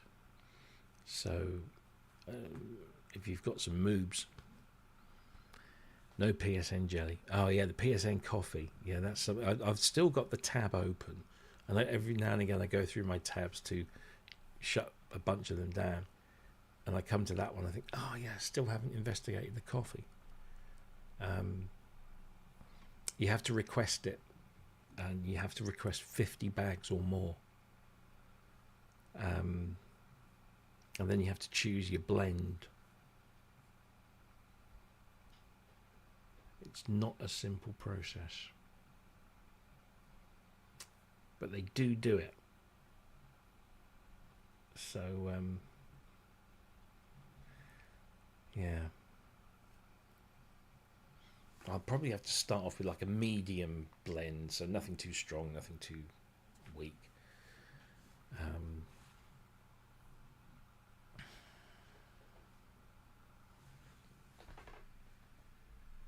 I swear I can hear a cat behind me somewhere. Reader's wife's piggies in the bikini. Jesus. The coffee though is. Does it come as beans or does it come as ground? I think it's beans. See, that'd be no use to me. Don't have a grinder. I'm one of these terrible people that uses pods, although they are compostable pods. But yeah, 50 bags is a lot of coffee. Yeah.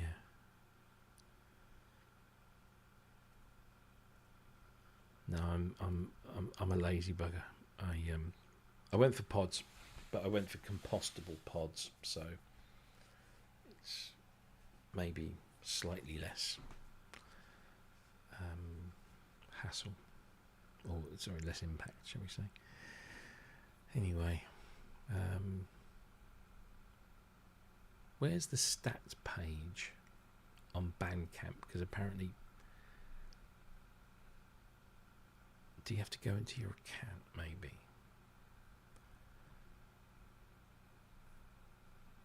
Oh, I don't know. Andy Synchrotron said that if you go to your Bandcamp stats page, you can play Defender or something like that. Bloody hell. What's going on? Not a lot. I was about It's my to go to first bed. entrance into the pub. It is. We're at the dirty end of the studio as well. Where's that? The dirty end. It's my first entrance into the pub. Oh, now I've ruined it by not... Oh, how does this work? I never use my webcam, so I've got a webcam. I think we're... Whatever you've I can done, we're load right a delay. I can't hear you now. How am I going to do this? now. Hang on. No, I'll put echo cancellation on. See, if I do that, if I put you back on, I'm going to... No, I'll put echo cancellation on. That should do it. I can't hear myself now on you. So. Oh, maybe because I've got... No. It's good. Everything's good. Everything's good. Yeah, I had the window open with the actual stream on it. Ah, So I could... Right, that's fine. I can hear you and... there we go. how are you? So, I'm all right. Tired. Too Yeah. much gardening today. Oh, right. So the usual thing with gardening is you've got to get rid of it, right? So Yeah. branches. Look at that. Look at that Oh, wounds. yeah, Look at that. You don't yeah. see it, do you? Yeah, But- no, I know exactly what you mean. Just grim. It's like being fighting leopards. Lots of comments about your attire. You're not suitably attired. For, This is- for Mr. Can I Jason just- Jervis. Can I share with you? This is my resting state. My resting state is actually This is just so it's very transatlantic. It's ranch hand. Oh, okay. So I my love of the Wild West. I'll just put up. You set the bar so high that when you fall short, people notice. Is that better? I can't. Oh, Can I dear. see chats? I can't see chat. Where's the chat? Oh, hello. There we go. There you go. Comments. Oh, blimey, eh? Jackson. There's no cats here at all. No cats, not in the slightest. I did go to bed last night. I went, "Where's Tom?" And of course, I streamed last night, and I went, "No, I didn't lock him in this. I didn't lock him in the studio, did I? Did I lock him in the studio? I locked him in the studio. Came in. He's like fast asleep. He's like, "Oh, Dad, what are you doing?" He's like, "Yeah, mate, I just locked you in. Did you? No idea." No, So I picked him up and took him to bed. Because Yeah. he's my cuddle buddy. No, we can't leave our cats. I mean, as much as I'd love to have them sort of jump on the bed and curl up and stay there all night, they don't. They're just, especially because they are quite active and fight each other.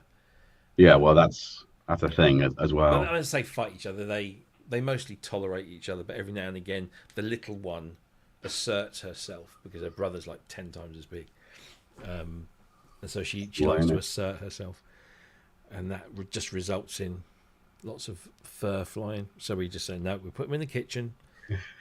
They've got places to curl up and sleep. The food's there. The sandbox is there.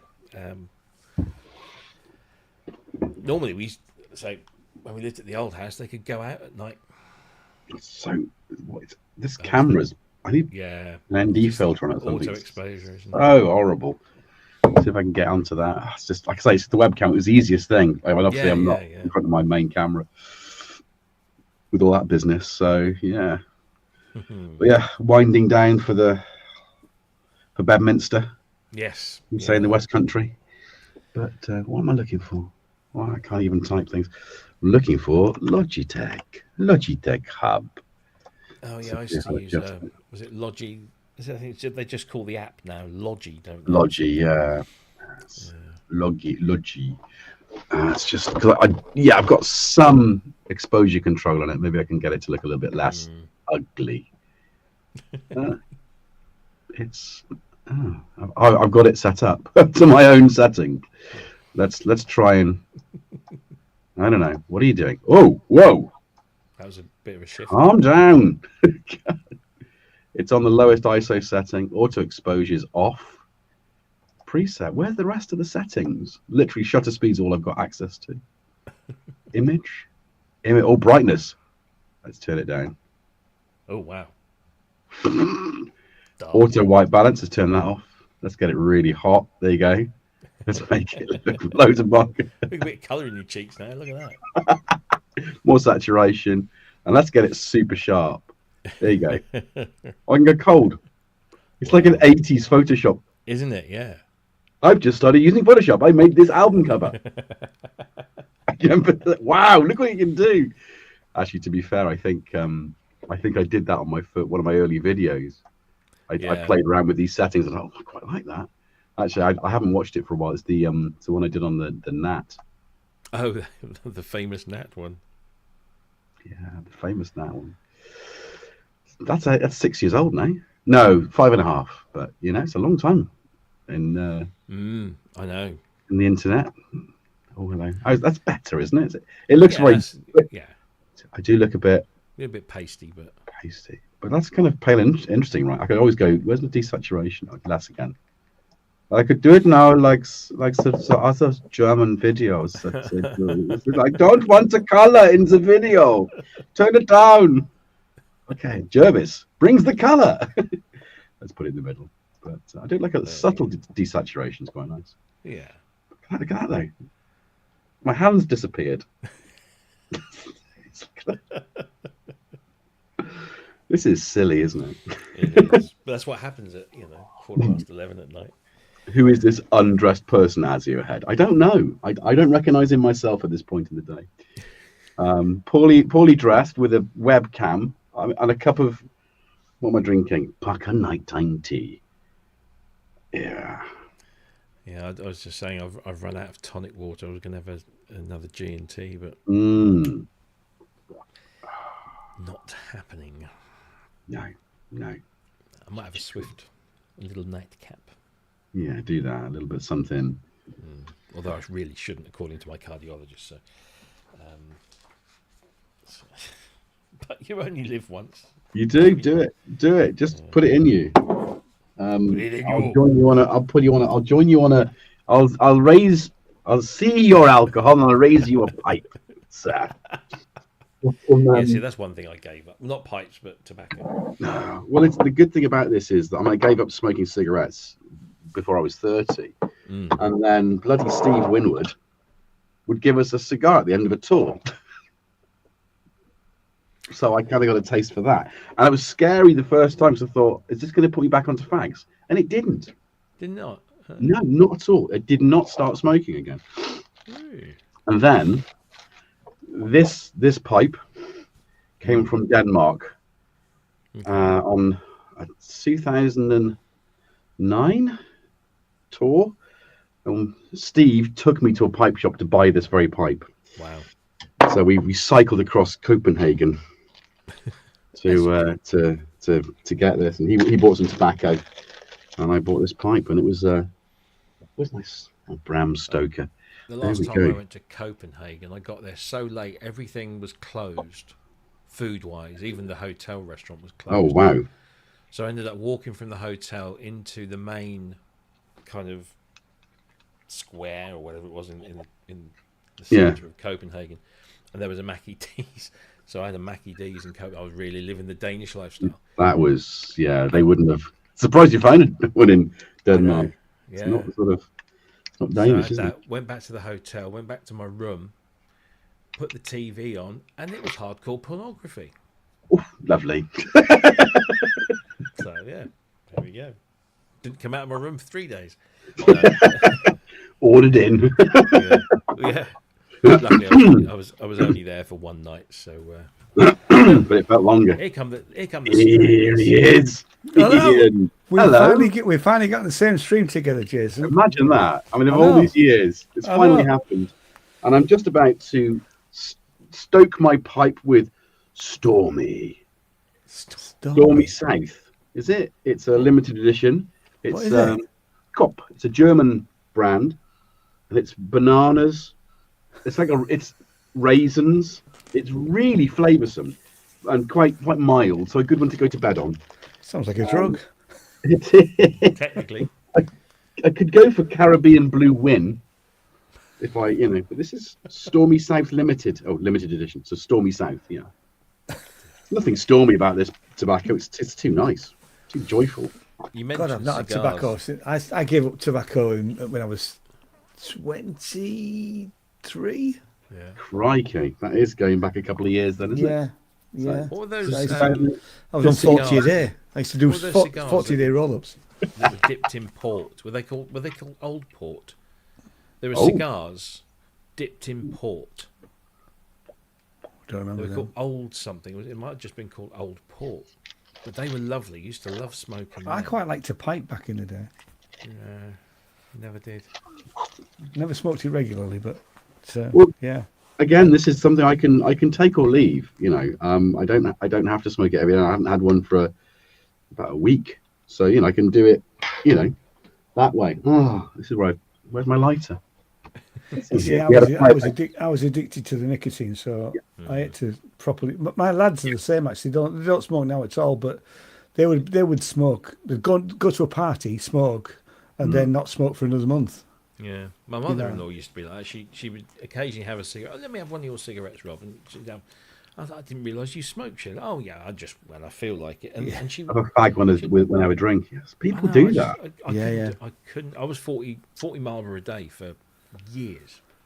I was 40 there. I mean, and like I say, I did smoke. I didn't smoke 40 roll-ups, but I did when I was smoking bought cigarettes. I would smoke 40 a day, but then roll-ups, I would still go through 20, 25 a day, something like that.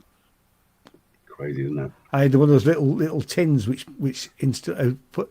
You put your back in, you put and it's like a filter tip, and then it would just hit press to it and pop out the other end. I couldn't roll them by hand, but I used to love that.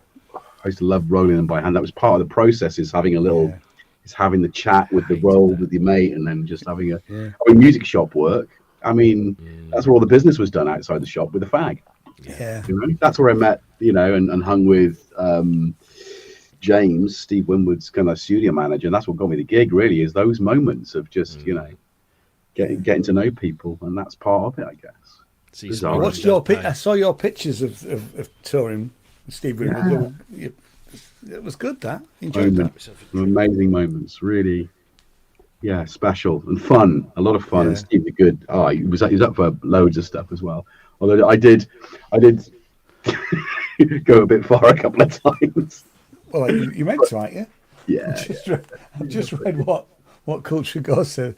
I thought Ian said it's Daleks at first. I like Daleks. No, it's only it's only today, and it's nothing. If Manny's in the chat, it's nothing about Manny either. I'm having some dental problems, which is at the beginning of the stream when I was on earlier. I've been to the dentist again today and had a filling. So, no, I need to go and I think I've been to the dentist for a while. I mean, I haven't had any issues. So, but I think I want to say pre-COVID, but yeah.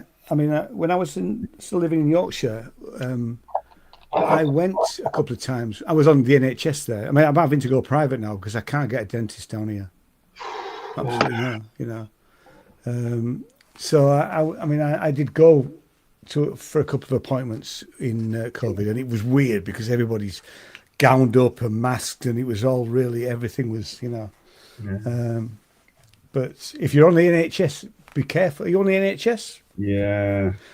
If you don't go, they'll kick you off. No, I think I've probably. Well, my children were removed by the act and taken somewhere else without any consultation or consideration. That's the standard form of that relationship post divorce. But yeah, I think I'm gonna find that I am no longer on there. Because I was talking to a mate yesterday, and he now lives in Frome but lived in Bristol.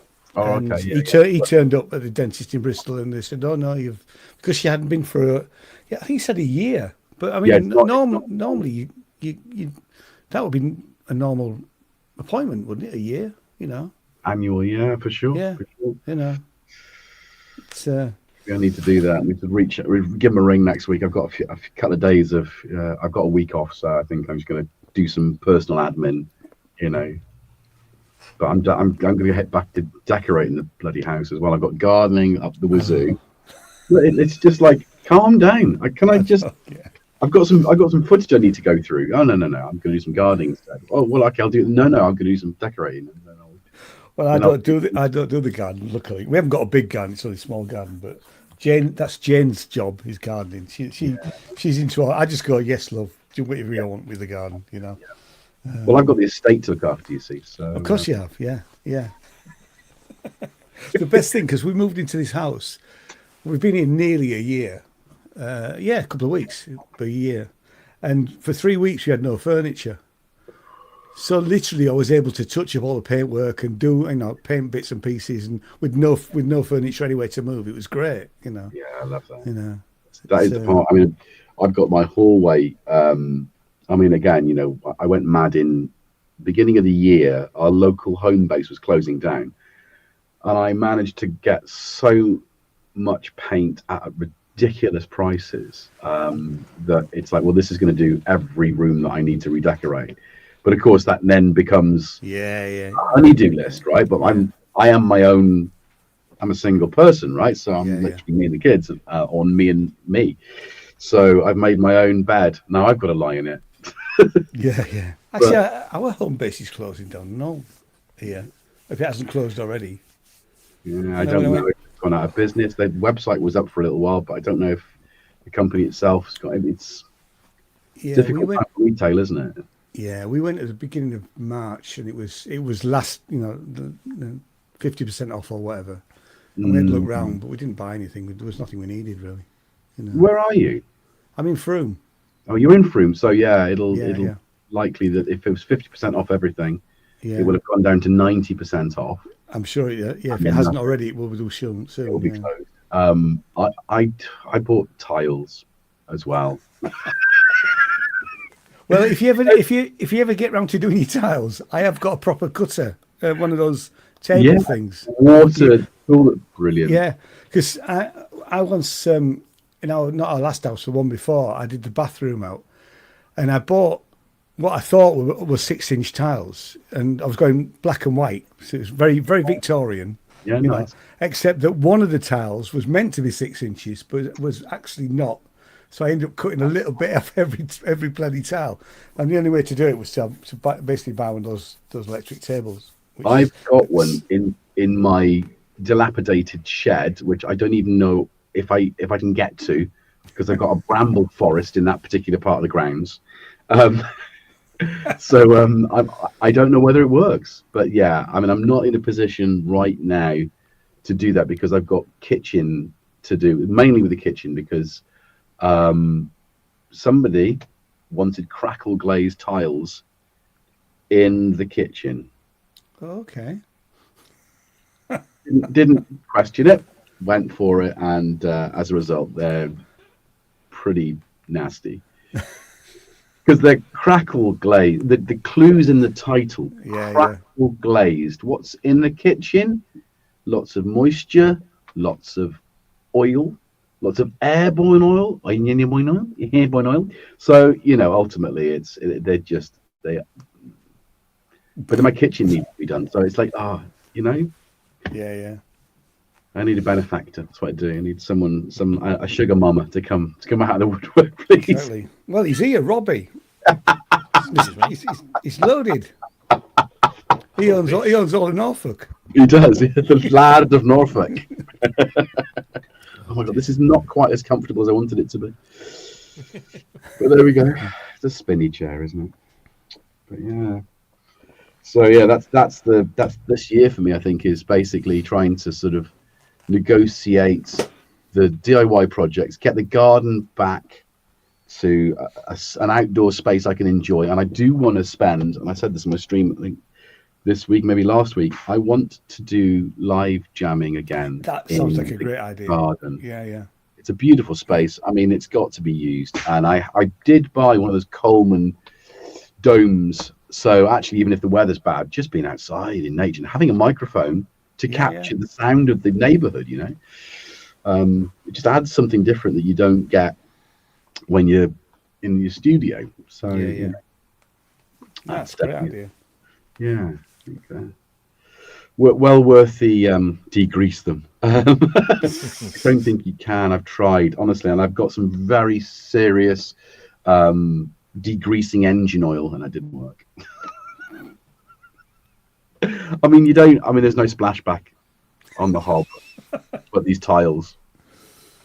So it's just poor, it's just poor kind of decision there. That I've now got really nice big anthracite grey, dark grey, masculine tiles, which would be just fantastic, and some black grout.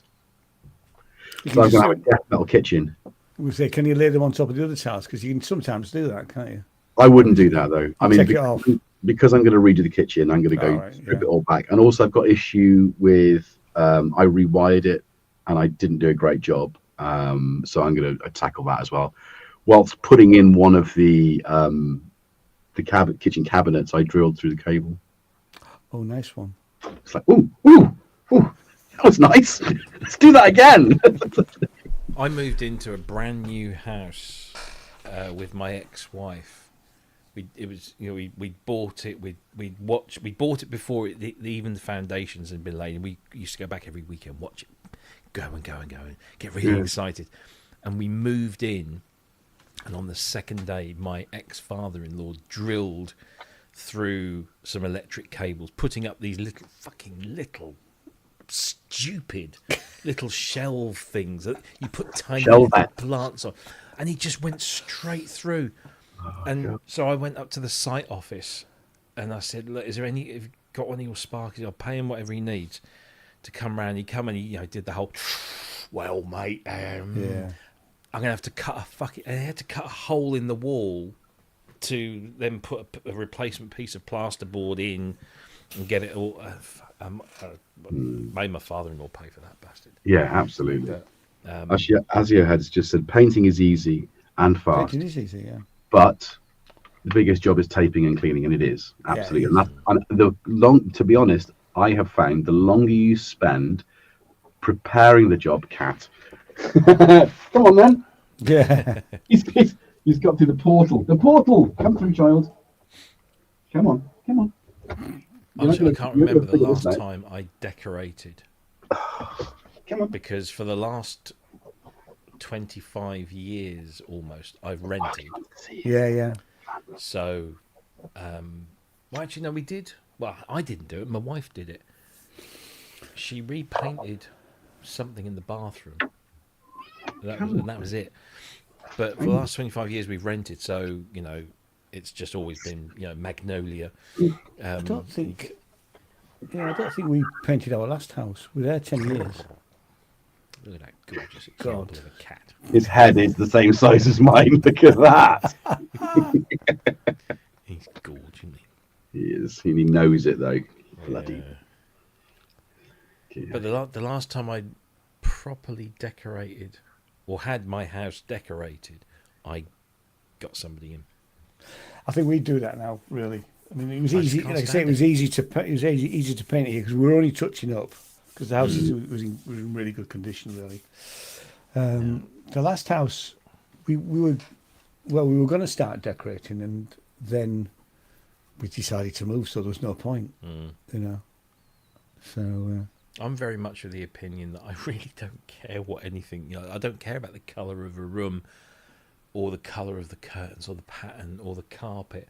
God. As long as it's comfortable, and I'm very lucky that my wife is much the same as well. She doesn't sit there and I wish we could change this or do that. My first wife she was just like every couple of years we need to redecorate. Why? Oh, because I'm bored of this or bored of that or no. I mean we bought me and my ex-wife, we bought our first house in the early 1990s when we used to call it the dildo rail was the thing. But instead of instead of the proper wooden dildo rail, it became quite fashionable to use a strip of wallpaper. So you would paint the room 2/3 from the ceiling down to sort of like that level in one colour, and then maybe a dark colour underneath, and then just whack this piece of wallpaper strip across the middle to cover up the joint. Like that, And she, our first house was it was a starter home on a new housing estate. It was another one that we bought brand new, and we had red carpet. So you had, it literally was 2 up, 2 down. You walked in the front door, you were in the kitchen. You walked through the archway, you were in the living room. The stairs went up from the living room up. So there was a small landing, there was a bathroom and a bedroom and an airing cupboard, and that was it. The carpet was red. I mean, that sort of red. That's my hall. The furniture was ash black. Classic. A classic 90s, this. Yeah. And then the walls were, I can't remember which was the dominant. I think it was grey for the top bit, and then like a dark pink. It worked. I'm probably not describing it very well. It did all kind of go together. There's an album by Caravan called The Land of Grey and Pink. Of course it would. I don't know. I just said, look, when she did that, I think I might have painted the front room and then just said, fuck it, get someone in. And she says, well, we can't afford to get someone in. And I said, well, your parents, they fucking love decorating, get them in. So they did. They came in. They got the fucking in-laws to do it. And I said, I'm out of day work. Yeah. And then one of the guys that used to come and work, because I used to work at Argos, and they're very big on seasonal workers. And this guy used to come back to Argos in Cambridge every Christmas to just earn himself a bit of extra money. And he didn't actually have a full-time job of any description, but the thing he did the most of was painting and decorating. Yeah. And he let this slip one day. They said, "Oh, mate, you need to come over. I need this doing." And you'd leave him in the house, because I knew him. I paid his wages at the other job. I knew where to find him if anything went missing or anything. But nothing ever did. No, of course not. And he was happy as a pig in what's it?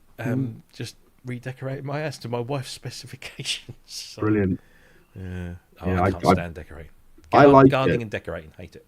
Yeah, I guess I like it, and I like being able to. Hey, Matt. I thought you were going to bed. Come on in. Fucking cat won't let me sleep. Well, I've been struggling to sleep at the moment, so honestly, just trying to sort my. Oh, actually, have I done that yet? Oh God, I'm supposed to be downloading my diabetes data for tomorrow's appointment. So, but yeah, this is more fun, right? All right. This guy, you need a bit more on you, don't you? The camera, tilt it down a little bit. There you go. There he is. Let my public see me. Look at it. He's just like, thank you. But he sleeps on an old Lilo cushion outside, and I've just converted his space into a penthouse. I call it a penthouse now because I've just put an old table on top of it. So he keeps the rain off. But it's he's gone. Is it enough? That's it. Okay, fair enough. That's it. We're done. But yeah, so that's part of the tidying up procedure for the garden, is just trying to get it usable. Right, I know. I've got to do this, otherwise I will forget. Sorry, I just got a bit distracted. Something came up on my phone. It was Wet Leg. Were on New album. Jimmy Kimmel. I think they were on Jimmy Kimmel last night. I don't know what Rihanna's done, but I don't think that's the name of a band, is it? Really? Yeah. It's not. Yeah, it is, but it isn't. It is. At what point is it around going like, Wet Leg. yeah, let's call ourselves the I don't know, this I don't know, what's the middle, pick an item out of the middle aisle of Lidl, middle of Lidl. What Middle of Lidl. Any of those names is a band name, Garden Trellis. Garden Trellis. It's the name of an indie band, right? Wet Leg it's not in there. You can't go to if you can't buy it from the middle of Lidl. It's not a band. Well, again, Up With the Darkness, Wet Leg are a family favourite here. Right. We all went to see them at the UEA when they were touring the first album. They are brilliant. They're brilliant live. Never heard They're of them. such a great band. Waggo's comment. What did Maggie say? Mechanical Beatles. Mechanical Beatles. Never quite warm. Oh, hello. Yeah, I've got it. I'm in. Am I though? They are a cracking band. They are. I like to see them live. They're great. They really are. The energy is just. They weren't on for an awful long time. They only had one album. Yeah. So they did the album, and that was it. Yeah. But it was so good. You didn't. I mean, the place was buzzing. Of course, when they played Chez Lounge, I mean, it was just. Oh yeah. The place went absolutely mental. You can get one of those from middle of Lidl, can't you? Chez Lounge. Yeah, you can. Yeah, that's it. I've got this. My son started working for Lidl about 6 months ago, and I've got him on constant middle of Lidl watch. Middle of Lidl. Mate, That's it a matters. band name. The Middle of Lidl. And Middle of you Lidl.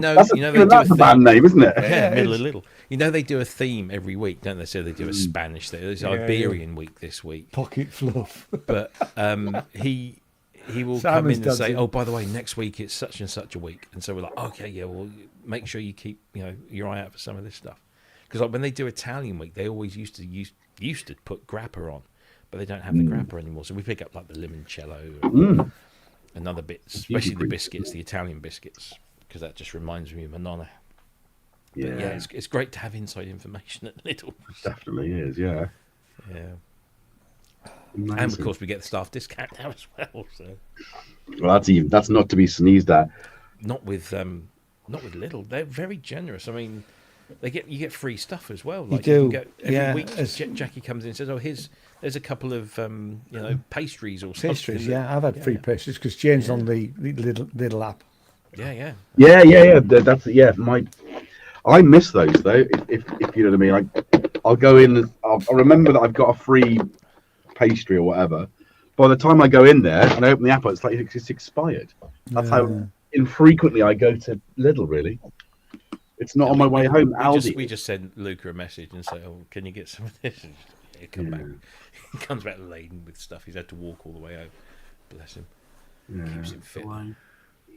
He's been doing 5 o'clock starts all week this week. That's the middle of the night, isn't it? Yeah, it is the middle of the night. I mean, nothing should happen before 10 o'clock in the morning. He gets up at 3:45 and then has his breakfast, gets himself sorted, and he's off. And he walks to work, so that takes probably about 15 minutes. Oh, I'd love to have to walk to work. What's the weather like tomorrow? I'm on the bike at the moment. I'm loving it, but motorbike that is. But what motorbike you got? Triumph Tigers 800. Nice. So it's the perfect commuter bike. Yeah. It really is. I've got a very small little Chinese 250. Yeah, but still. Which I'm struggling to get serviced in the room. Hey. I'm struggling to get serviced. Exactly. But we've got a great mechanic local to me here. Rich. I just wouldn't be without him. I need the same in car. I haven't got a good car mechanic anymore. So my mechanic went commercial. It's not going back. He doesn't want to see me anymore. Sorry. Always 2 steps away from Partridge. Maybe 1. Jackson, what are you looking at me like that for? I fed you. Just give me this face. I saw Steve Coogan interviewed on the Daily Show the other day. I'm going to go and see Strangelove next week. Yeah, he was talking about that. Yeah, because he said Sellers did 3 parts. He's done 4. Yeah, which it's a similar. It's the film of it, but because obviously I'm not going to get to the West End, but yeah. But no, I've got a lot of time for Steve Coogan. Me too. As a human, yeah, I like his politics for a start. Writer as well, yeah. I just wish he'd carried on doing Paul Calf. I like Paul Calf. Loved Paul Calf. Saxondale's my favourite. Oh, yeah, We were talking about Saxondale. I haven't watched Saxondale. I need to see it. I know I need to see it. It is on my list of things to see. Oh, Tommy, have you losing your temper, Tommy? No. Angerish is brilliant. He's such a good character actor, though. He really is, and I think that's what makes Alan Partridge what Alan Partridge is, or Paul Calf, or Saxondale, and again Dr. Strangelove could have been written for him, really. Absolutely, yeah. I mean, I never really warmed to Alan Partridge as a character. I completely understood the character. But he's every television and radio personality we've ever known in one irritating tit. Yeah. And that's what it is, isn't it? It's that kind of quintessential Wogan with Dave Lee Travis, with I don't know, Smashy and Nicey kind of in there as well, aren't they? That kind of. But I thought the film that they did, Alpha Papa, was way better than I expected it to be. I kind of thought, maybe they're milking this a little bit too much. Is it a movie? I don't. It was funny, but we have a close attachment to Mr. Partridge in this neck of the woods. Of course you do, yeah. Norfolk Digital. Yeah, there's a giant mural. So when they opened Alpha Papa, there was a campaign to get them to bring the premiere to Norwich, and they did. Partridge turns up in his pastel blue safari suit, with the short sleeves and everything. Does the whole thing. I mean, it was brilliant. Coogan really went for it. And they painted his mural on the side of the cinema, and it's still there to this day. But not for much longer, because they're knocking the whole fucking thing down soon, which is going to, there's been a lot of sort of uproar about that. But over here we're very fond of Mr. Partridge, and especially when he comes and references and walks around, because he did a bunch of stuff around Norwich. Owl Sanctuary. Yeah, absolutely. I did quite enjoy the trip. The thing you did with Rob Brydon. Oh, that was great. Because when we first moved here, we had no TV. We had a DVD player, and I just bought it in the charity shop, and we watched the whole series. It was great. Yeah. Brilliant, isn't it? I thought Tony Wilson was very good in 24 Hour Party People. Yeah. Oh, he was. Yeah. Yeah. Have you ever listened to? Because I've got the DVD of that. Have you listened to the commentary? Because it is done by Tony Wilson. It is one Tony, and it's brilliant. It's absolutely brilliant.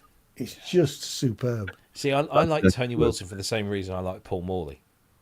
Well, we have to. I know we'll disagree on that one. Because I mean, I really like Tony Wilson, but Paul Morley is a git. But I mean, let's be honest. Noel Edmonds, one without the other. Probably, Morley probably wouldn't exist without Wilson. Wilson may not have existed without Morley. To a point, certainly south of Granada. Yeah. Yeah. Okay. I mean, I remember because when So It Goes was on, I used to watch it, and I used to watch it religiously because being from North, and I'd go into work next day and say, "Anybody watch So It Goes?" Nobody was watching it.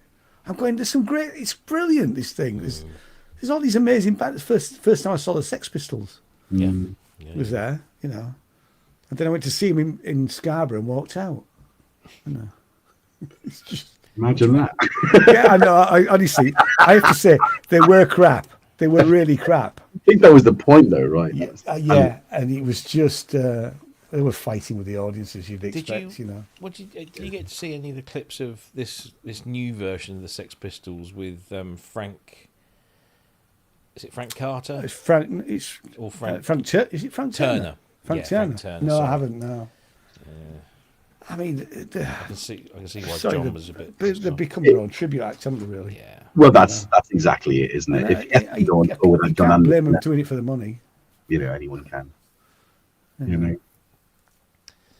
But I mean, well, obviously, being a prog head and somebody who likes krautrock quite a lot, I do like Pill. Yeah, I got Pill. I really liked Pill. I saw them a few years ago. Lydon walks on stage, and he just basically launched into this like 2-minute tirade about how he's got the flu. He's just downed a bottle of whiskey, and nothing's gonna fucking stop him doing the show. And the crowd just goes, "Whoa!" Yeah, And 2 hours solid, just doing what he does. It was a wonderful thing to witness. It's the way it should be. Mm. You're there to entertain. That's it. None of this Richie Blackmore nonsense. I took Or Greg Lake off the woman because of his bloody rug. yeah. Get over yourself, mate. Yeah. I love prog, but shut up. I took Jackie down Denmark Street. It's not a euphemism. A What, little recently? while back. Back to Denmark again. It's not the same street that I used to know back I in know the it's day. definitely not. No, Bloody But, hell. It's with all You the know, neon do you remember bollocks. where the Hi, Marky. Pistols rehearsal room was? Yeah. So it was down this little alleyway, Mm. and now, the last time I was there before then was when I can't remember what I was in. I was in London for something, and it was the day that I went to play. That wasn't the reason I was there, but I went to the Yamaha store to play the M8X. It just come out. And I remember walking up Denmark Street, and I was on the phone to Kent telling him how wonderful the M8X was. And I walked past that alleyway, and it was still intact. Even, the rehearsal rooms behind it were intact. And then I took Jackie up there, and I said, down this alleyway, there was this, it's all gone. Mm. And it's just, so depressing. Yeah, it's weird. There There's used a to lot be of that. I mean, I don't know if it's still there because it's a while since I've been. There used to be a really good little restaurant down Denmark Street, and all it served was, I think, it was steak and chips, and there was a choice of 2 puddings, and one of them was chocolate. What more do you need? And exactly, one more than no, it was sticky toffee pudding was one of them. And then whenever I was there, I'd go in there. We went with the kids. It was brilliant. Like I said, I don't know if it's still there. No, I don't think it is. No. It's luckily. I mean, there were plans, I think, to just tear the whole fucking place down, but I think they eventually changed it. So Denmark Street still exists, but it it's just not- doesn't feel the same. not Doesn't Timpan look Alley. the same. Mm. You've got the Roland store, which is lovely to to see that Roland have invested and put in, and they've expanded it as well. For when it first opened, it was just one floor, and it just went through to the back, and you just had little zones. Now they've extended backwards, but they've also gone downstairs into the basement, so that's where the drum room is. Right, yeah. So you got all the V drums and the DW drums in there. And How are you they getting all managed to- your V drums? Brilliant! They're coming to pick them up a week on Monday, which I'm really No. disappointed at. Yeah, Come But on. that was Come the on. deal. Mission, go out. Go for a walk. Don't be. Yeah. The funny thing was, I talked to I missed it. I thought it was tomorrow. I talked to the Roland guy the other day, and just to arrange when he was going to pick him up. And I said, "Yeah, mate, I'm gonna. It's gonna be a bit of a wrench because I really, this is a great kit." He said, "Yeah, I know." He says, and I said, "Yeah, I'm gonna have to start thinking about saving some money." He said, "Yeah, so am I. I really want one."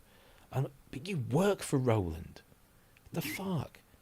But they're notoriously quite tight. But Yeah, they are. Yeah, yeah. I don't think I've had a single free thing off them ever in my life. No. That's why. Well, actually, no, that's not why. But I have to say the Millennium drums are good. If you wanted to get yourself something now, because you need to work out, sunshine, Well, you need to be on the cardio. I was. And I was considering the MPS 1000, the full size shells, because that looked quite nice. But I mean, I've already got an Alesis Crimson kit, which will eventually get put back up, because when he takes the TD away, he's leaving me the new silent kit. So they brought out this. It's a 5-piece kit, but it's called the VQD for very quiet drums. So it's got all of this noise absorption and dispersion stuff. So he's going to leave me that for a little while, which won't be. Does it make any sound though? I mean, it's very quiet. I mean, Well, I've watched some of the videos, and it is quite noticeably quieter. The clacking that you get. Yeah. What they've done is they've taken away a lot of stuff at the back of each pad, so that the air can just dissipate really quickly. Yeah. And then the entire rack is on these. They almost look like sort of like half a tennis ball, but obviously there's a bit more going on. It's kind of like a Is there though? Is there though? It's Roland. Well, Come on, it's and the pedals all sit on these kind of sprung or or squishy sort of things. So that we'll see. I mean, I've been smacking the hell out of this this TD 716, and it's not that loud, to be honest. But it's lovely. The snare on it is just because it's the digital snare, and it's got the snare throw off on it as well, and it's full size, and it just and it's zonal, and it's just so good, so good. But We should start a band. yeah, my son's made up because he loves playing on them as well. So, but no, I'm afraid the 716 goes back a week on Monday, and then we've got the VQD, and then I've got to write some fucking reviews about them. So. Well, at least you got the longing. That's a good place to start, right? Well, I'll get the Alesis out again because that's all been packed away for such a long time. But the thing that's really impressed me, I mean, obviously the pads and the build quality of the hardware on the Roland is second to none. But the really impressive thing is the V71 module.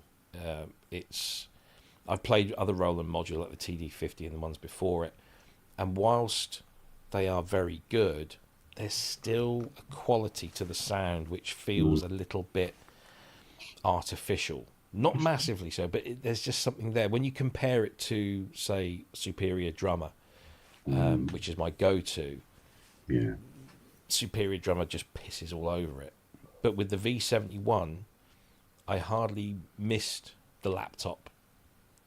It was just, it's sad because they've got the DW samples in there, and their own samples are so much better. So it is. I mean, it's an expensive kit, but it's certainly, Well, that's their whole. That's a hang on, strain of gold they've mined the f out of, isn't it? Forever. Their thing. And so, if they weren't able to do it well, then no one else would be able to do it at all. So they are market leaders. So if but if you've got something to play, I mean, that's the main thing, isn't it? That's the ability to. I wouldn't mind having a go on the new Alesis Strata kits, because the new Strata Brain has got all the BFD samples in it, which are pretty good. And it's touchscreen, and it's a really nice unit, and it's quite a bit smaller. The V71 module is big, properly big. And they got brick in it as well. I've got to go, gentlemen. I'm going to go and have a bath. Yeah. So, right. and Midnight. I turn into a pumpkin in 3 minutes. So. Well, I was going to go, and then Jason popped in. And all right, I thought I just, actually, Wagyu said, "Come on in." It's like, oh, can I do this? I thought I've got to fiddle with my pump before going to bed. I thought, well, I'll do that as well. So maybe it's. Where did Matt go? Matt, literally just gone. But yeah, maybe that's. Are you back? Night, guys. All right, mate. See you later. Ta-da. I'm gonna also follow Ian because I need to go to bed and actually get some rest because I'm working tomorrow. Good to join the screen and nice to be on the pub. See you tomorrow. See you tomorrow. Yeah. Oh, hello. Yeah. Where's my mouse gone? How do I get out of here? Be well, guys. Be well. See you later. Bye. Right. I'm definitely going now. All right, gentlemen, ladies, animals, vegetables, minerals, whatever. Thanks for joining us. And we will see you at PSN tomorrow, 7 p.m. UK. Don't be late. See you later. See you later. Bye. Bye.